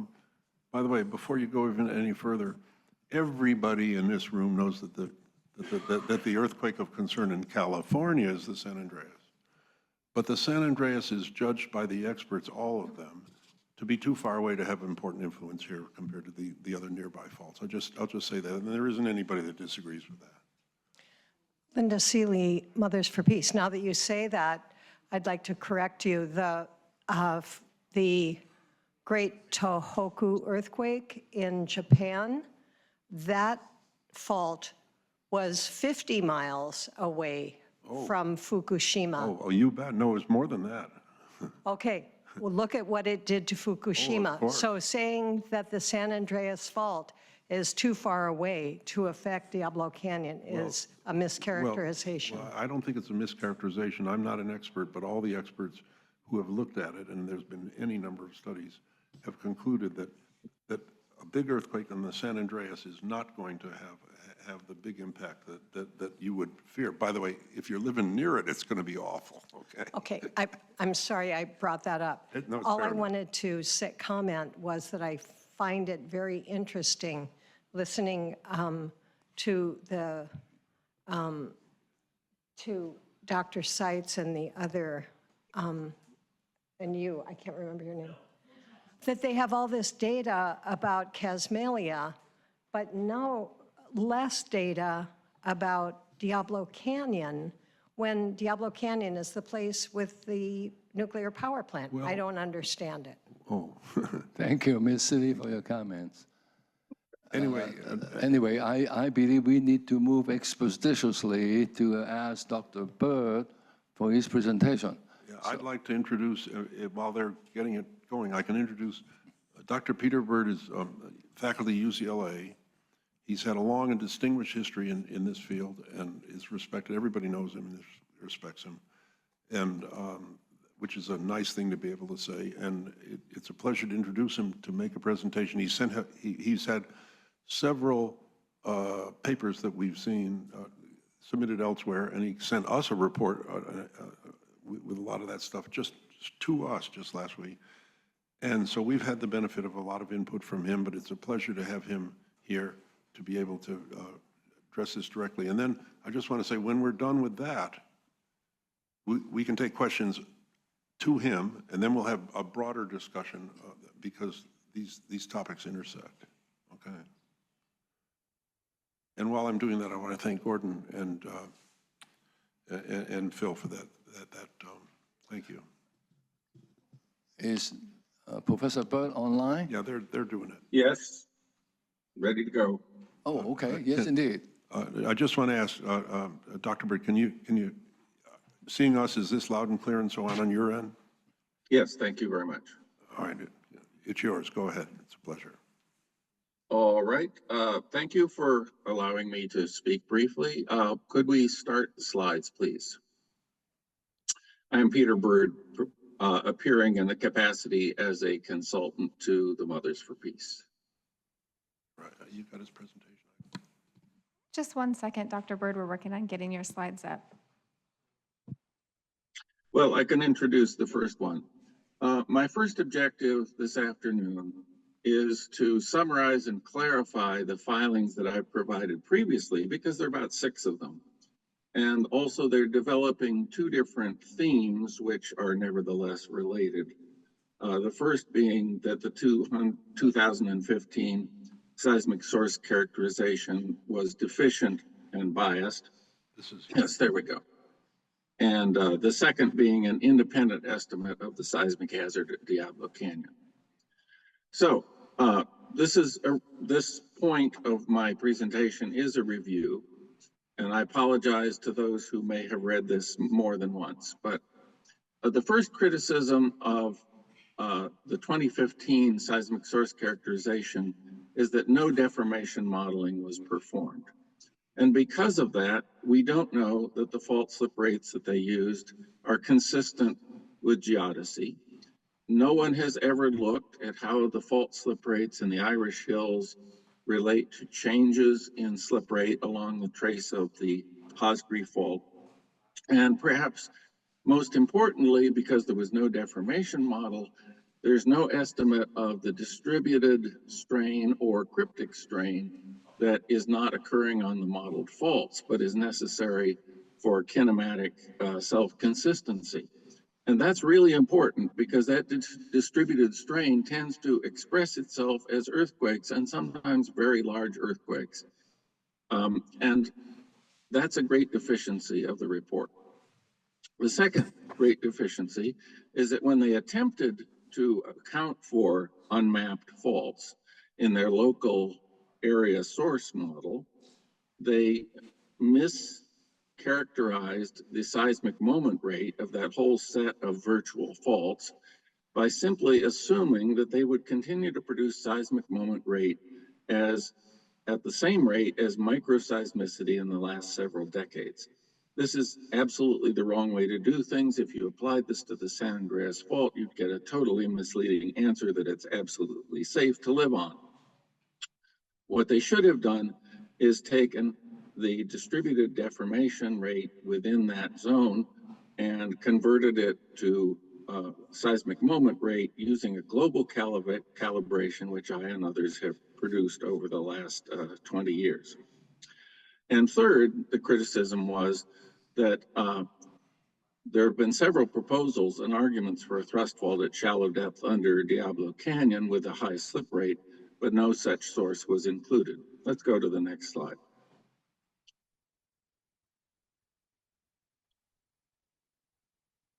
Okay, so this slide is based on a publication from PG&E 2015, and I've added the dashed red line, which I call the inferred coastline thrust fault.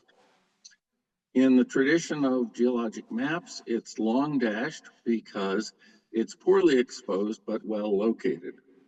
It's located first by the topography of the Irish Hills, second by the uplift map for the Irish Hills, which has a discontinuity there, and third by the folding in the older, say, late Miocene, early Pliocene sedimentary rocks of the Irish Hills. Now, what about the poorly exposed? It might actually be exposed, but mislabeled as shoreline fault, because I'm very aware of an analog in the south side of the Santa Monica Mountains. I'm leading a GSA field trip there in September, called the Malibu Coast Fault, which is both strike slip and a thrust, and it has been so consistently for the last 6 million years. The other possibility, of course, is that this inferred coastline thrust fault is a blind thrust fault, which is expressed as a very large fold near the surface. Okay, next slide, please. Now, in the 2024 update of the seismic source characterization, PG&E attempted to refute these criticisms in their new Chapter 6. However, their attempts to refute them were full of elementary logical errors and misunderstandings. Basically, they failed. I provided a full rebuttal to the Independent Safety Committee in a memo of 8 May 2024, and I continue to stand by these original objections. So that was my first theme developed in several documents. A new theme became available after the Noto Peninsula earthquake of January 1st, which was a very serious earthquake, a terrible catastrophe for the Japanese people who had to live through it, and I guess about 60 people didn't live through it. But it's rather a gift to California because it shows us what we can expect in our future in the California coast ranges. There is an exactly analogous geologic situation where a small block of crust is being uplifted between two conjugate thrust faults, which are poorly exposed because they're under the water. And that earthquake simplifies our considerations because it had shaking that was so very strong, peak ground acceleration of 1 to 2.3 G at 5 modern strong motion instruments, that we can be virtually certain that earthquake would have caused seismic core damage at Diablo Canyon if Diablo Canyon had been in the same range of hills. So the critical question is, if we consider this a characteristic earthquake that we have to guard against, how often will it occur? And I found 3 different simple ways to estimate the total slip rate on all the gently dipping thrust faults under the Irish Hills, with a result of 2 to 2.8 millimeters per year. Let me just briefly mention the first, the isostatic method. Since we know the Irish Hills are being uplifted at about 0.2 millimeters per year, and since we know that the Irish Hills are isostatically overcompensated, it follows that the rate of crustal thickening in the Irish Hills is about 6 times greater, or 1.2 millimeters per year. And the rate of thrust faulting has to be calculated from the rate of crustal thickening, not the rate of surface uplift. So here's a case where PG&E got it wrong by a factor of 6. Anyway, knowing the total rate of thrust faulting on all the thrust faults under the Irish Hills, whether they're dipping north, dipping south, or internal, You can convert that to a recurrence interval of about 715 years for Noto-type earthquakes just by knowing the mean slip in the Noto Peninsula earthquake, which was 2 meters or 2,000 millimeters. So this was the basis for my March 4th declaration to NRC, documenting that the seismic core damage frequency at Diablo Canyon is about 1.4 times 10 to the minus 3 per year, not 3 times 10 to the minus 5th per year, as PG&E has claimed. This is an increased risk by a factor of 47. And this contention became the basis for an emergency shutdown petition by the Mothers for Peace, the Environmental Working Group, and Friends of the Earth, which is still being considered in NRC. I have to tell you, since several of you have mentioned the meeting that was scheduled for next Tuesday, that meeting has now been postponed due to NRC's concerns to July 17th or 18th. I would have been glad to get this done, but that's still ahead. That postponement is news to us, and thank you, because we Yes, well, it was mentioned that it was scheduled for next Tuesday, but so you're telling, let me just say that it's been postponed to either the 17th or the 18th of July, and that was... Yes, those are tentative dates. That's fine, and we'll hear from the NRC about that. Yes. Now, we'll just to tell let you know everybody, as soon any as member of the possible. public can tune into that. It's just simply a question of knowing the date and going to the website, okay? And Dr. Bird, what was the reason for the delay? What was the reason for the postponement? They said one reason was availability of staff. That is, I guess they have some people on vacation. The other reason was that we submitted a supplementary declaration addressing their concerns in their initial assessment and attempting to show that they're just due to misconceptions, which misconceptions have their origin in the 2015 SSC from PG&E. Okay, thank you. So let's go to the last slide. This is a new topic.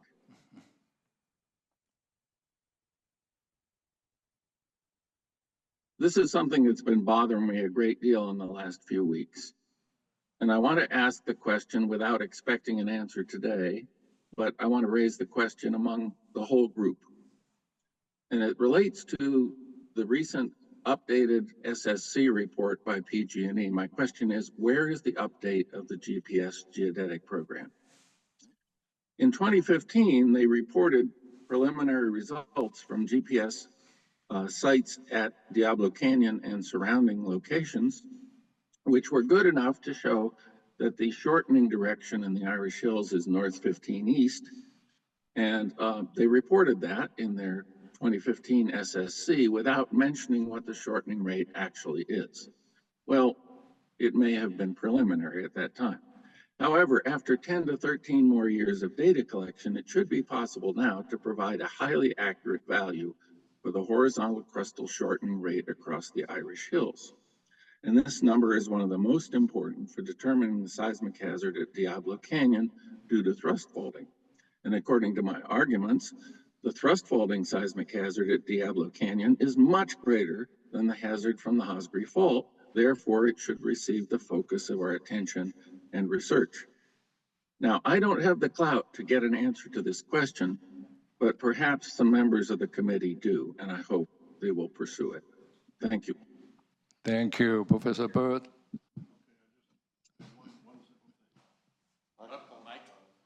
Sorry. About 60 seconds ago, I went to the NRC website. It's on the schedule for July 17th at 3 p.m. Eastern, which is noon in California.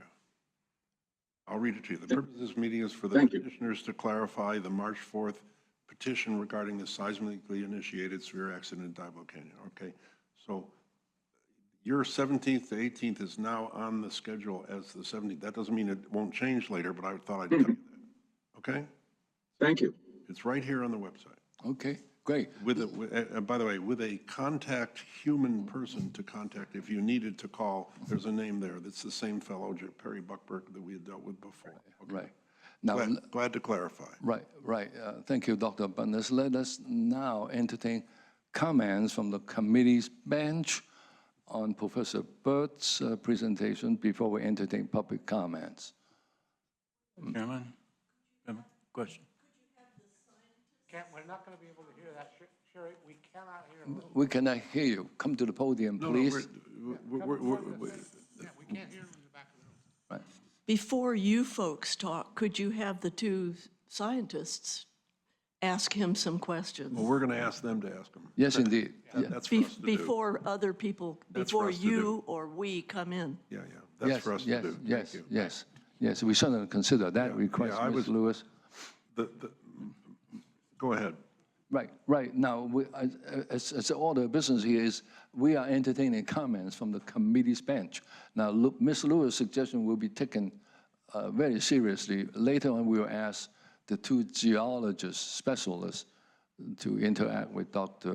Peter Well, Bird. I mean, don't mind. Dr. All Kadak? all we can do is ask questions. Dr. Kadak, you had a question. One of your key points, I think, in your theory is to say that this Noto Peninsula earthquake is similar to what might occur here at the Irish Hills. Can you defend that a little bit better than just that one bullet?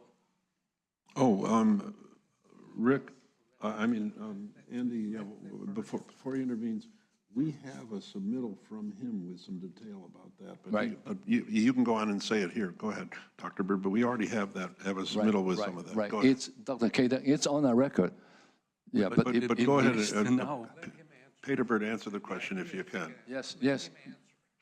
Well, this was one of the concerns of the PRB at NRC, and they pointed out that the rupture at Noto Peninsula or offshore was longer, and therefore the magnitude was higher than we might be able to fit into the fault system of the Irish Hills.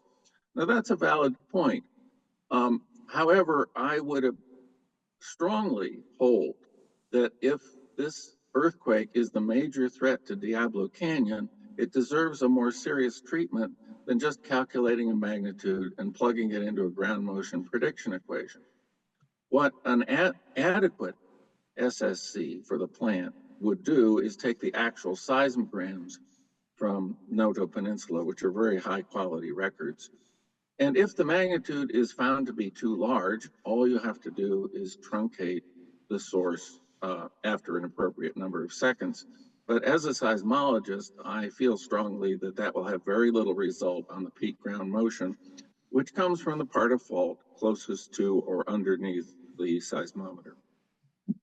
I guess, is it geologically a similar situation as occurred in Japan, is what I'm really trying to get at. Well, it's a pop-up between two conjugate thrust faults. I'm not claiming that every aspect of the geologic history is parallel. Thank you.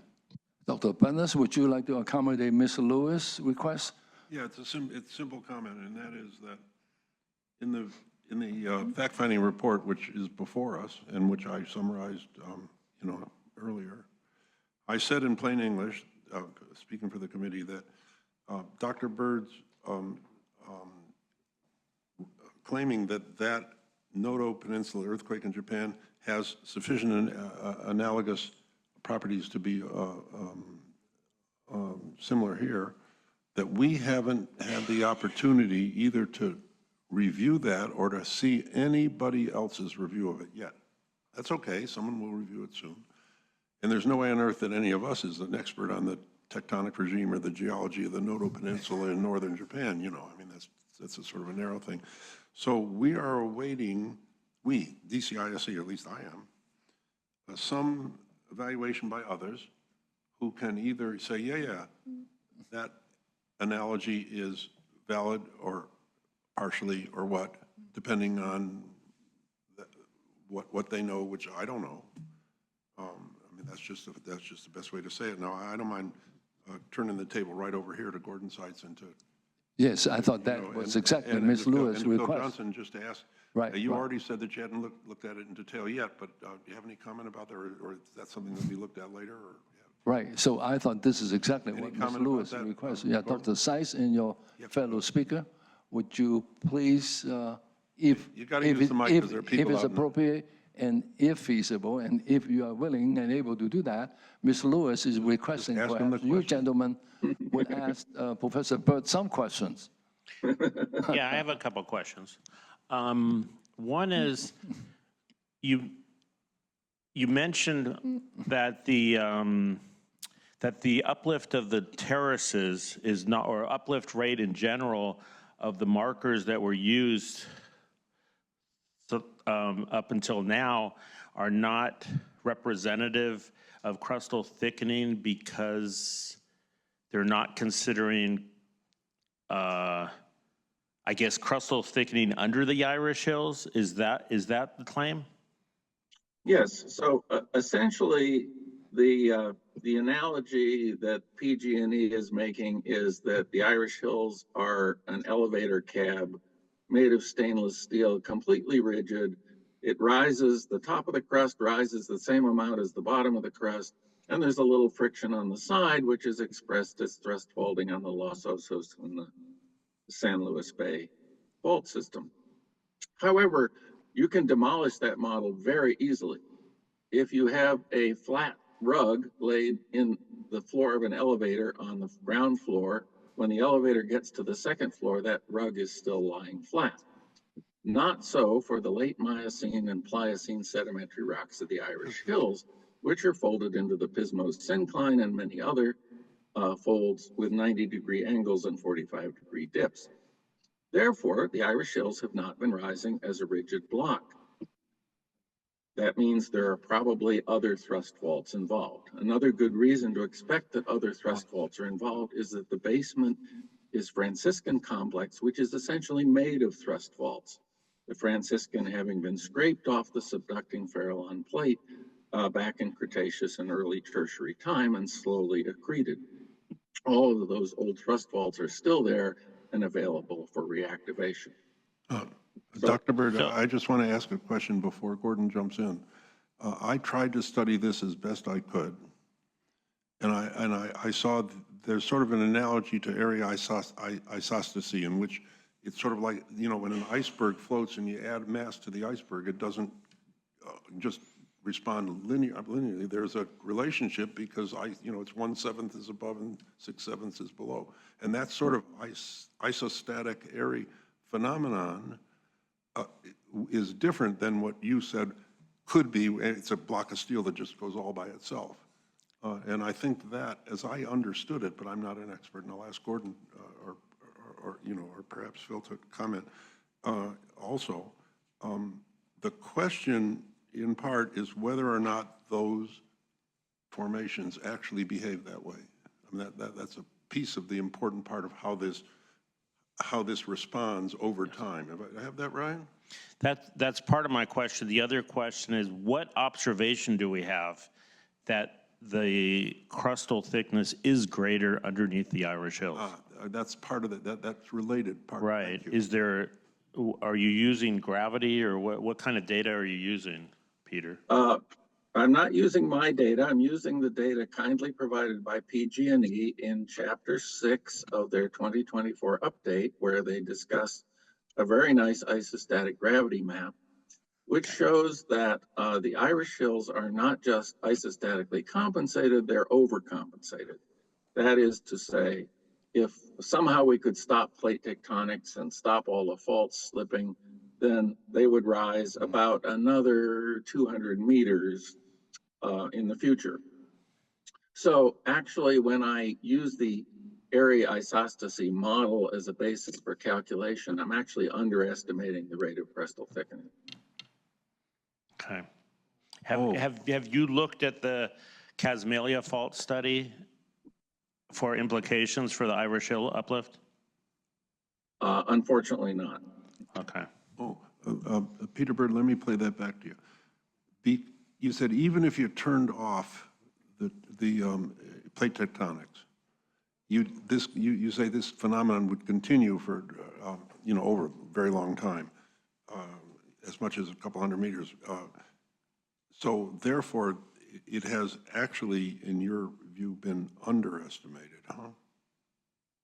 Well, the main underestimation is the factor of 6 that divides the uplift rate and the crustal thickening rate. Right. But I was saying, in addition, that maybe it's not a factor of 6, maybe it's a factor of 8. And, hypothetically. and that was that underestimation I just mentioned. Yeah, the difficulty with being more precise is that we don't actually know how this isostatic gravity anomaly has developed through time. We can only observe it today. So we don't know how old it is. Thank you. You have any more, Gordon? Dr. Seiss? Phil, you have any comments about any of that? I don't want to put you on the spot, but here you are.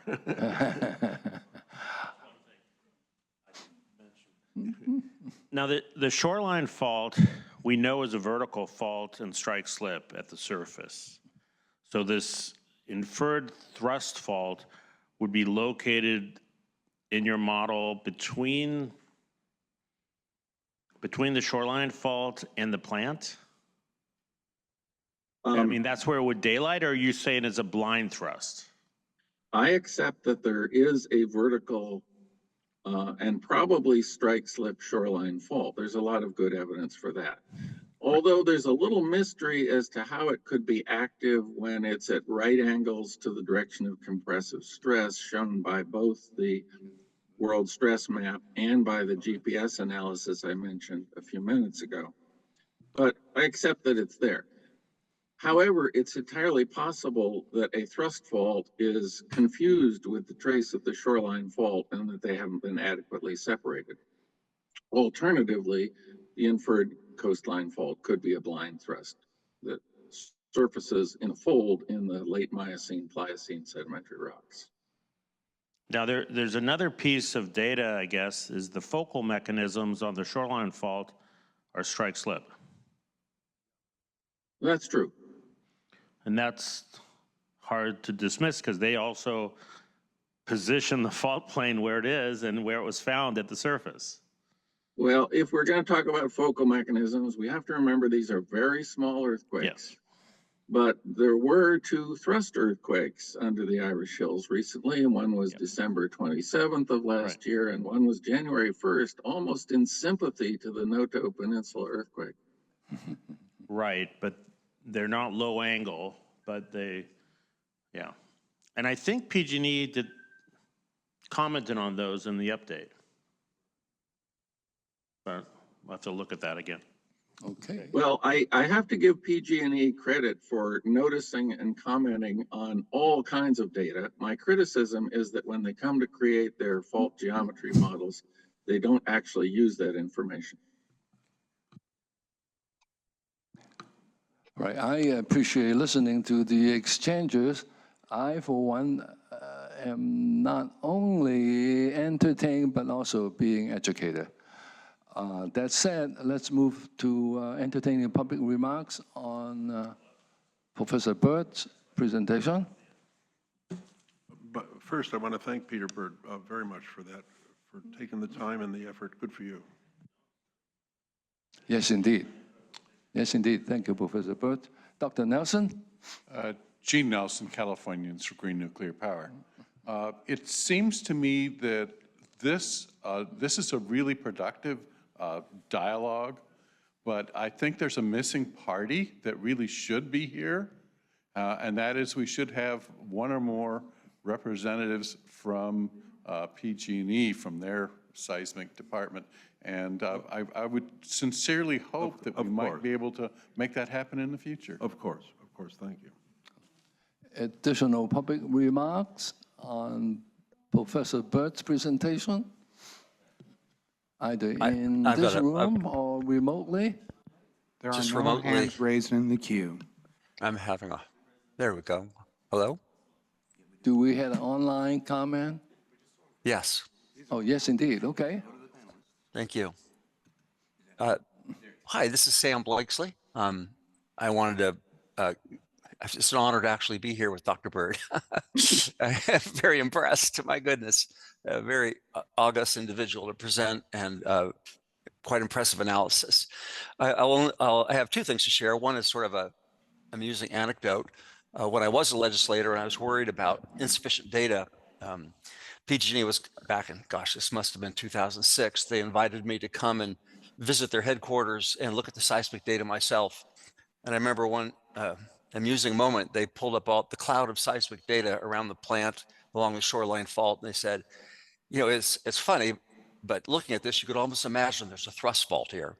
And they said, but that's impossible. So anyway, that's honest to goodness, a recollection of a statement that was made to me sitting in PG&E headquarters looking at their seismic data. But I'd like to actually take my comment in a slightly different direction, if this is the appropriate moment, about the importance of quality data and the absence of it. And I'll share the following.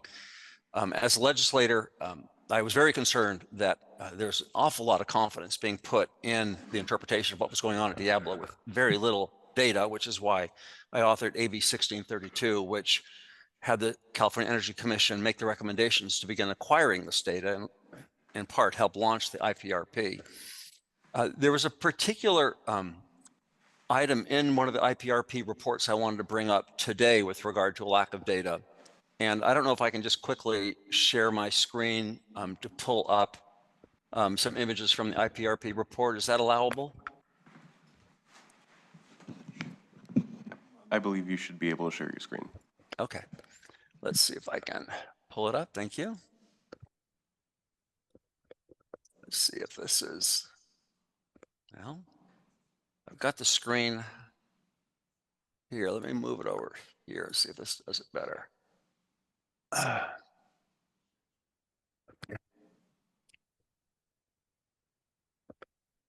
I've got two screens and I'm trying to make sure it's sharing the right one. Let's see if this works.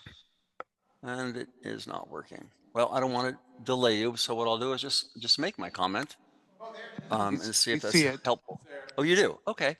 I wanted to talk about the importance of data with regard to the site effect. We've been looking at the 30,000 foot view of the tectonics of the area and sort of looking even at the satellite level of sort of uncertainty, and I've been very impressed by the new data that's been acquired with regard to slip rates. And I thought Philip Johnson's comments about the importance of needing new data was terribly important.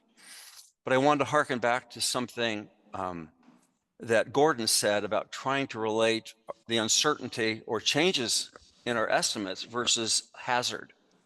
What we have, as we know, are a number of parameters that go into estimating shaking. And we've talked about source characterization, but also we have an important site effect. And what I have here is an image of the plant. I hope you can all see it. And there are 4 boreholes identified. Borehole A, which is where my mouse is. Don't know if you can see my mouse, which is to the southwest. Borehole B, which is the north of Unit 1. Borehole C, which is to the south of Unit 2, and borehole D, which is to the east of the plant.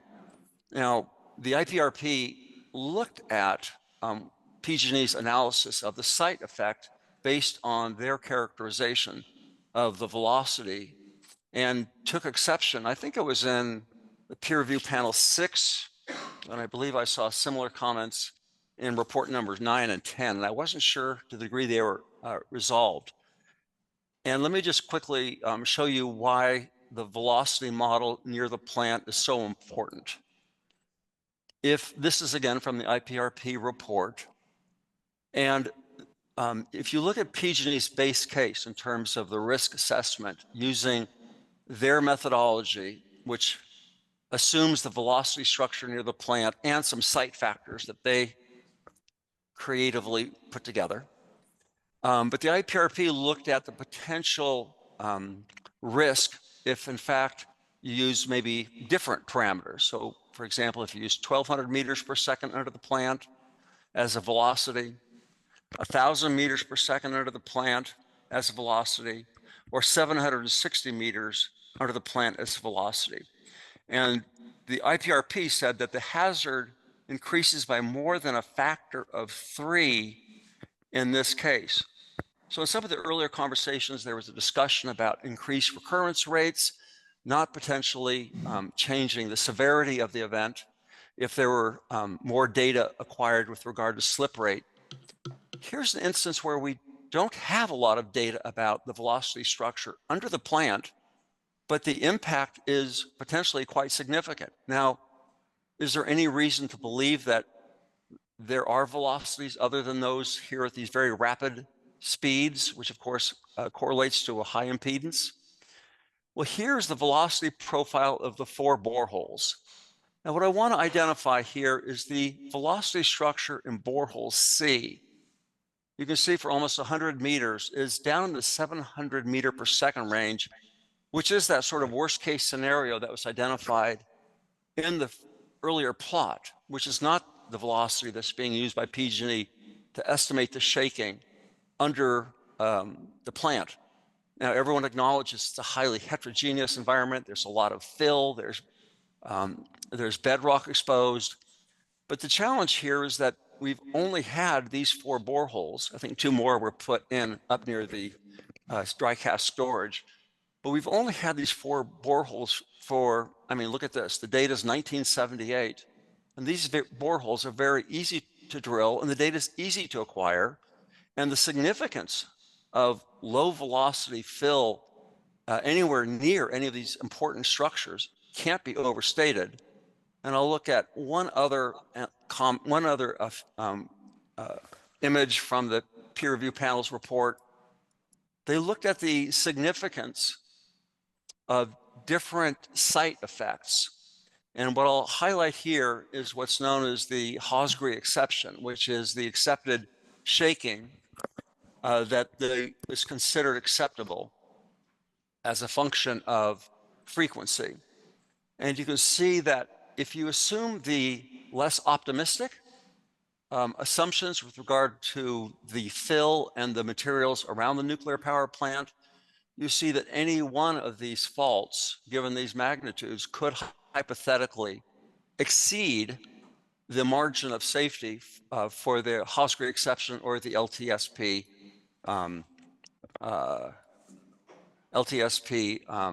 profile. Let me close this down and see if I can bring it back to the screen. See if I can stop sharing. Maybe above my technical capabilities at this point. Okay. So I just wanted to add my voice as someone who's been involved in this conversation now for a couple of decades about the need for data and how easy it is even for peer-reviewed studies to come to the wrong conclusion in the absence of data. And a concern that we've heard the need for geodetic data, which Dr. Bird brought up, which I don't think it has been forthcoming. I remember John Giesman asking for the deterministic estimates that showed that a thrust fault would not impede the safe operation of the plant. And I never saw that data, even though PG&E insisted it was available, and I asked to be included in that. Nothing was sent to me. I've talked about the lack of source data for large earthquakes in close proximity to faults, which we talked about last time with regard to the Turkey earthquakes. And here I bring up another example of just how important it is to have the site effect just right. And I just want to continue to lend my voice, hopefully to the IPRP, and hopefully they will listen, that the IPRP needs to be a voice for insisting on obtaining data so we can lower uncertainty, because peer review conclusions that are not based on quality data shouldn't be relied upon when the stakes are this high. So thank you for allowing me to make a rather long comment, and I hope I didn't use too much time. Thank you. Thank you. You know, Thank you, Sam. Thank you. Right. We welcome the remarks made by a political leader in the state of California with geologist expertise. Thank you. Now let us entertain additional public comments. Well, I have a reaction as follows. That is, I presented a position that I believe should represent the DCISC's current position on these matters. I presented it in the slides, and there's a fact-finding report that backs that up in detail. And I want to suggest two things that I believe that still represents the DCISC's current state of knowledge. Current state of knowledge. So I was going to suggest that the committee accept that report or adopt it or whatever you want to say about it. But with the following proviso, that we've heard a lot of interesting challenges here, and the DCISC owes it to ourselves, and later on, of course, it's the public, to do fact-finding investigations with colloquies with PG&E, of course, and also with with our colleagues that we just heard, and maybe, and of course some others, and do everything we can to get to the bottom of this so that we'll have a more thorough understanding of it. We'll have a more thorough understanding of it by the next public meeting. Now, the other new information that's going to come in is we now have this meeting that's scheduled on July, I can't remember what the date was, 17th? And we're going to get an NRC interaction with the petitioners, and we're going to be watching that. You bet we're going to be watching it. Secondly, and it's not a small point, we heard our two IPRP representatives and colleagues here say that although they hadn't looked in detail at this yet, that they're gonna. Well, I want to try to see if I can extract a commitment from them to say they're gonna. It's important that they do. And the reason it's important is because they are not only experts and they're independent, but they've been appointed to do that by the state. That's their charter. And if that includes interaction on their part with whoever else, that's for them to do. And until we have the benefit of that, we will not have closure on this. I just can't see that we'll get closure, and that's fair.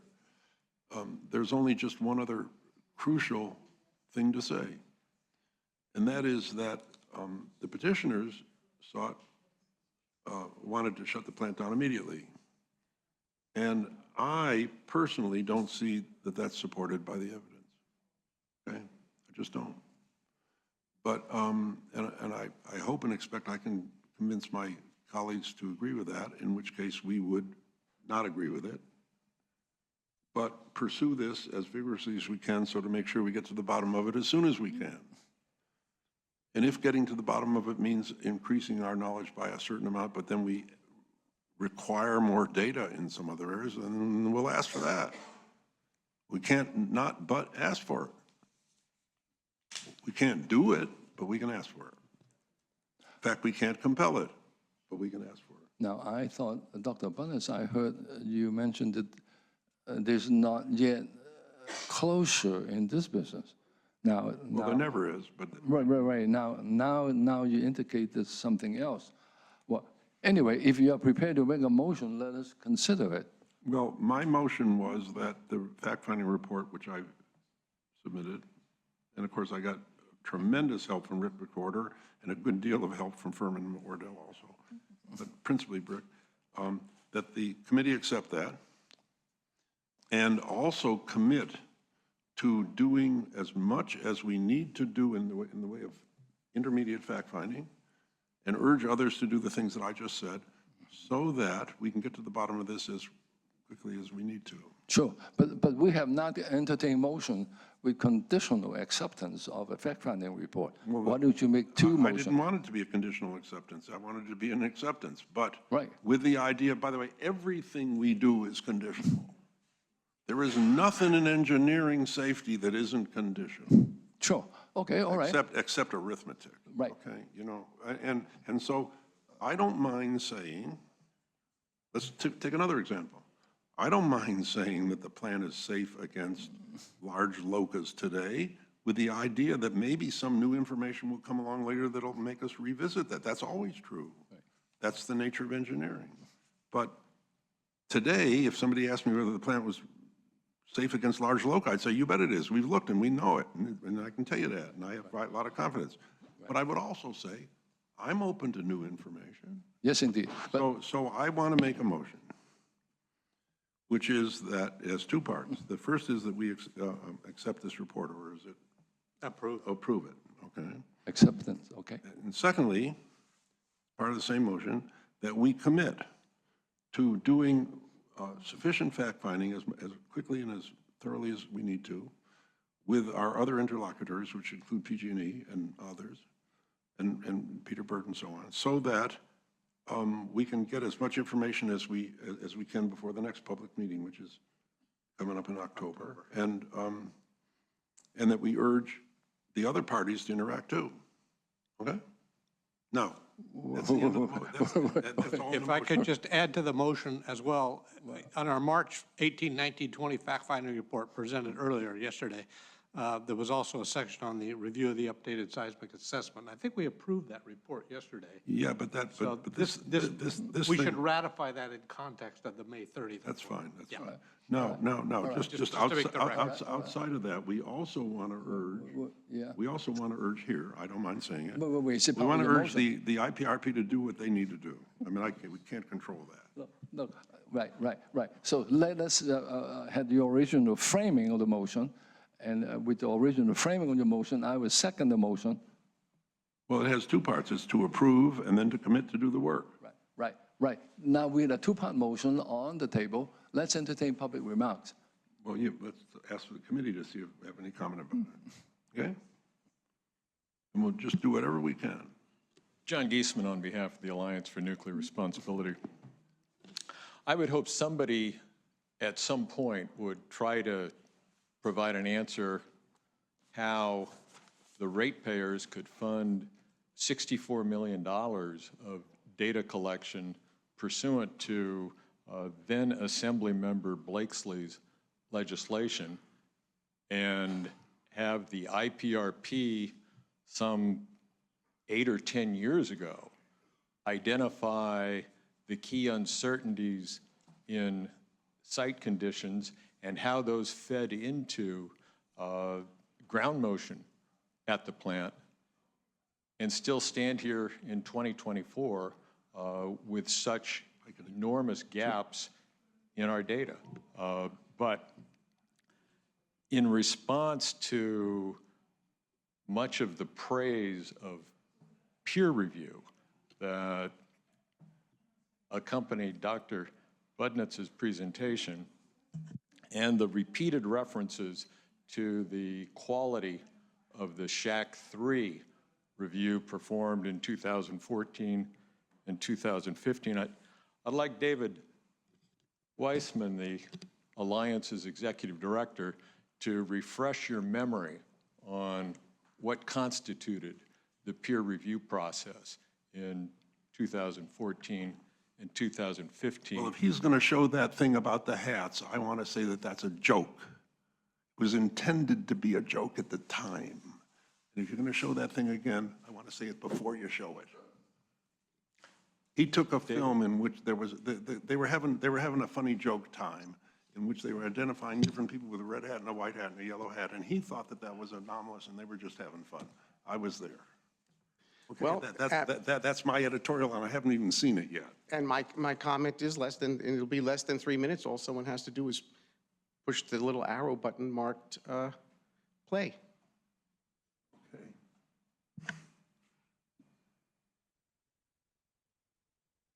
This was a month long.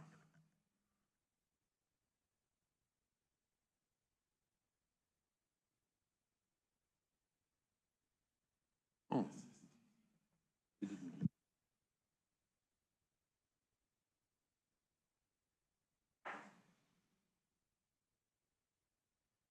That's simply false.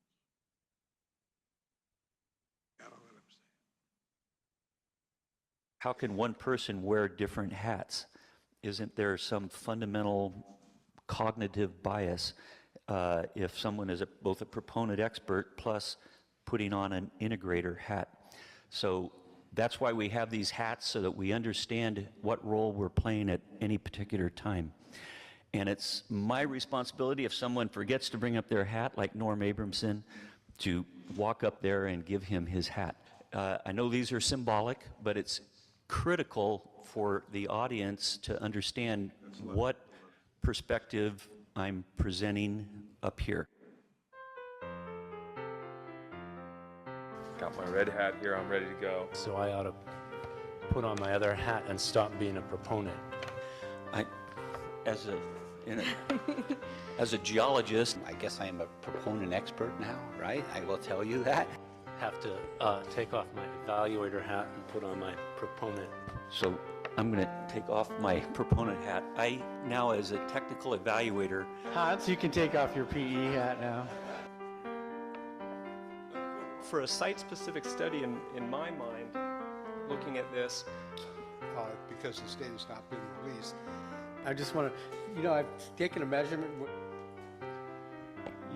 But this Those who want to stay are welcome. I don't know how that would happen. I was allergic to a lot of what I've been hearing. There's no confusion in roles. They are normal separation faults. Thanks, Stu. That was, Slip rates are not well constrained. I think we're all talking the same language, but just using different. I don't think we know the answer to that.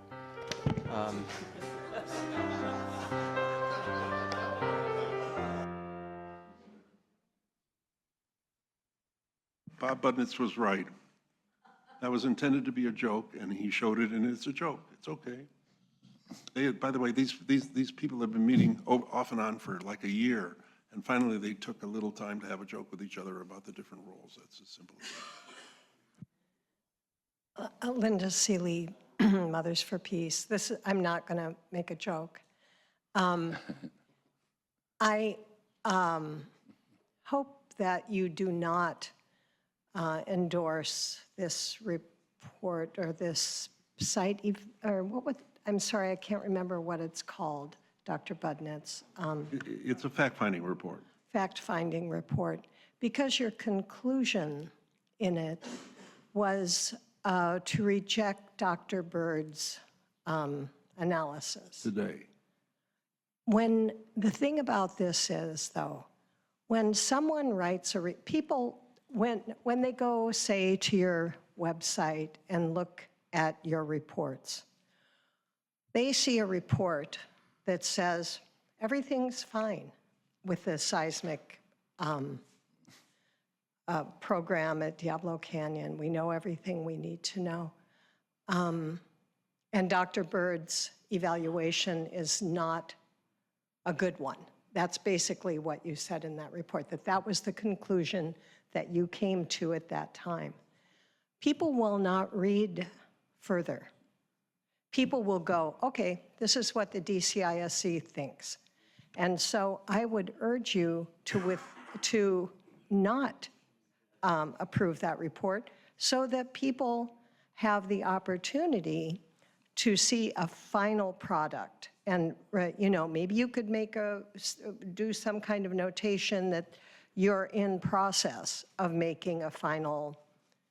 creating a final analysis. But this is not the time for that. Okay, Thank you. I just want to respond, and I don't mind. This is just me, not them, just me. I have seen no other seismologist who, in my view, has endorsed, approved, or agreed with Bird's approach. That doesn't mean it isn't right, but I haven't seen it.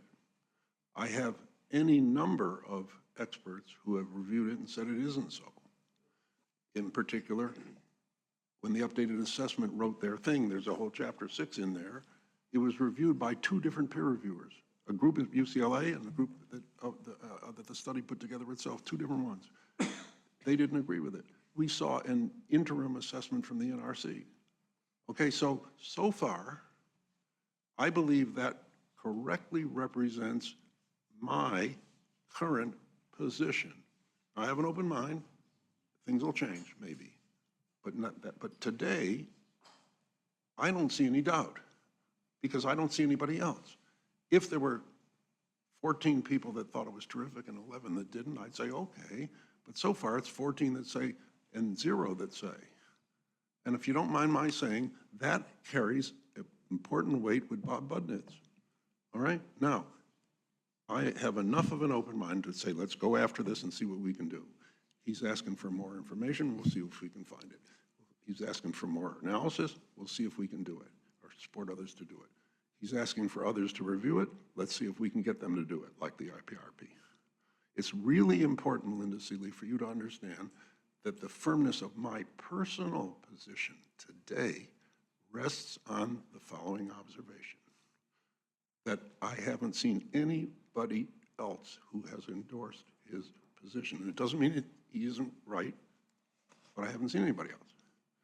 And so the current position that I believe is, this is our position, and we'll try to be as open as we can to see what we can learn, okay? Can't do more. And by the way, that's true in safety anyway. No matter what position you have, you're always open for new information. If you're not really a competent engineer. So that's what I think, and you can see if you can dissuade my colleagues, because we have to vote, and there's 3 of us. Okay? The only thing I would like to reply to you is that this, along with the pressure vessel issue, are the 2 crucial issues at Diablo Canyon for its safety. To you. Right. And I Okay, think, just be sure to say to you. okay, but I think earthquakes are a hugely important issue to everyone. Yep. That is not a personal opinion. So what I would ask you is that you please wait, collect more data, be more scientific, don't jump the gun, and do the public a favor. Thank you. Thank you. Thank you, Ms. Silly. Rochelle Becker, Alliance for Nuclear Responsibility. I have been here before these agencies since this committee was created. I know why this committee was created. It was to provide an additional assurance of safety. Yeah, you bet. I was there when the independent peer review panel was created and worked on AB 1632 with Senator Sam Blakesley. I know why that was created. They still have questions. Their questions aren't far from bringing before this committee. They have looked at this much more carefully with many more experts than this committee has, and they still have questions. And the report will be due very shortly. Now, the report will be finalized, maybe not, maybe they'll still have questions. Seismic questions should always be there. Scientists always have questions. If they don't, they shouldn't be scientists. But you should wait for the independent peer review panel's report before you go forward with no geologic, scientific, seismic expertise but one person. They have a whole group of people, all of which represent the state of California. And I think those questions need to be before you make a decision. So I ask that you wait for the independent peer review panel's report, look carefully at what they continue to ask, look carefully at what they decided, and then from the state of California's experts, then you go forward. Thank you. Thank you, Ms. Becker. Dr. Peterson? No, I was just going to ask Okay. Bob, Additional Dr. Budnitz to let the public comment. Right, additional public comments, please. Sherry Lewis, San Luis Obispo Mothers for Peace. I guess what I object to, Dr. Budnitz, is your extreme confidence in your own judgment in all of this, and you are not a seismologist, and you seem to weight yourself equal with all the other scientists that are involved in this. That's strange. That's what it looks like I to actually me. weigh myself with the dozen that are on one side and not with the one on the other. That's different than that. You just mischaracterized. No, I still stand by what I said. Okay. And as far as listening to all of these reports, I'm afraid I understood very little of any one of them. So I can't say what's what. Well, I want to say to the public, just go read chapter 6 of their assessment, in which point by point, each one of the Bird's things is dealt with. Just go read it. It's carefully written, and it was peer reviewed. It's really important. It's right in there. Bird said this, we don't agree. Bird said this, we don't agree. Bird said this, it's not supported. You can go and read it. I read it, and it was peer reviewed by a bunch of really competent outside independent experts. Right? No, I'm not standing on my own feet, I'm standing on their shoulders. Bob, could we please conclude the public comment?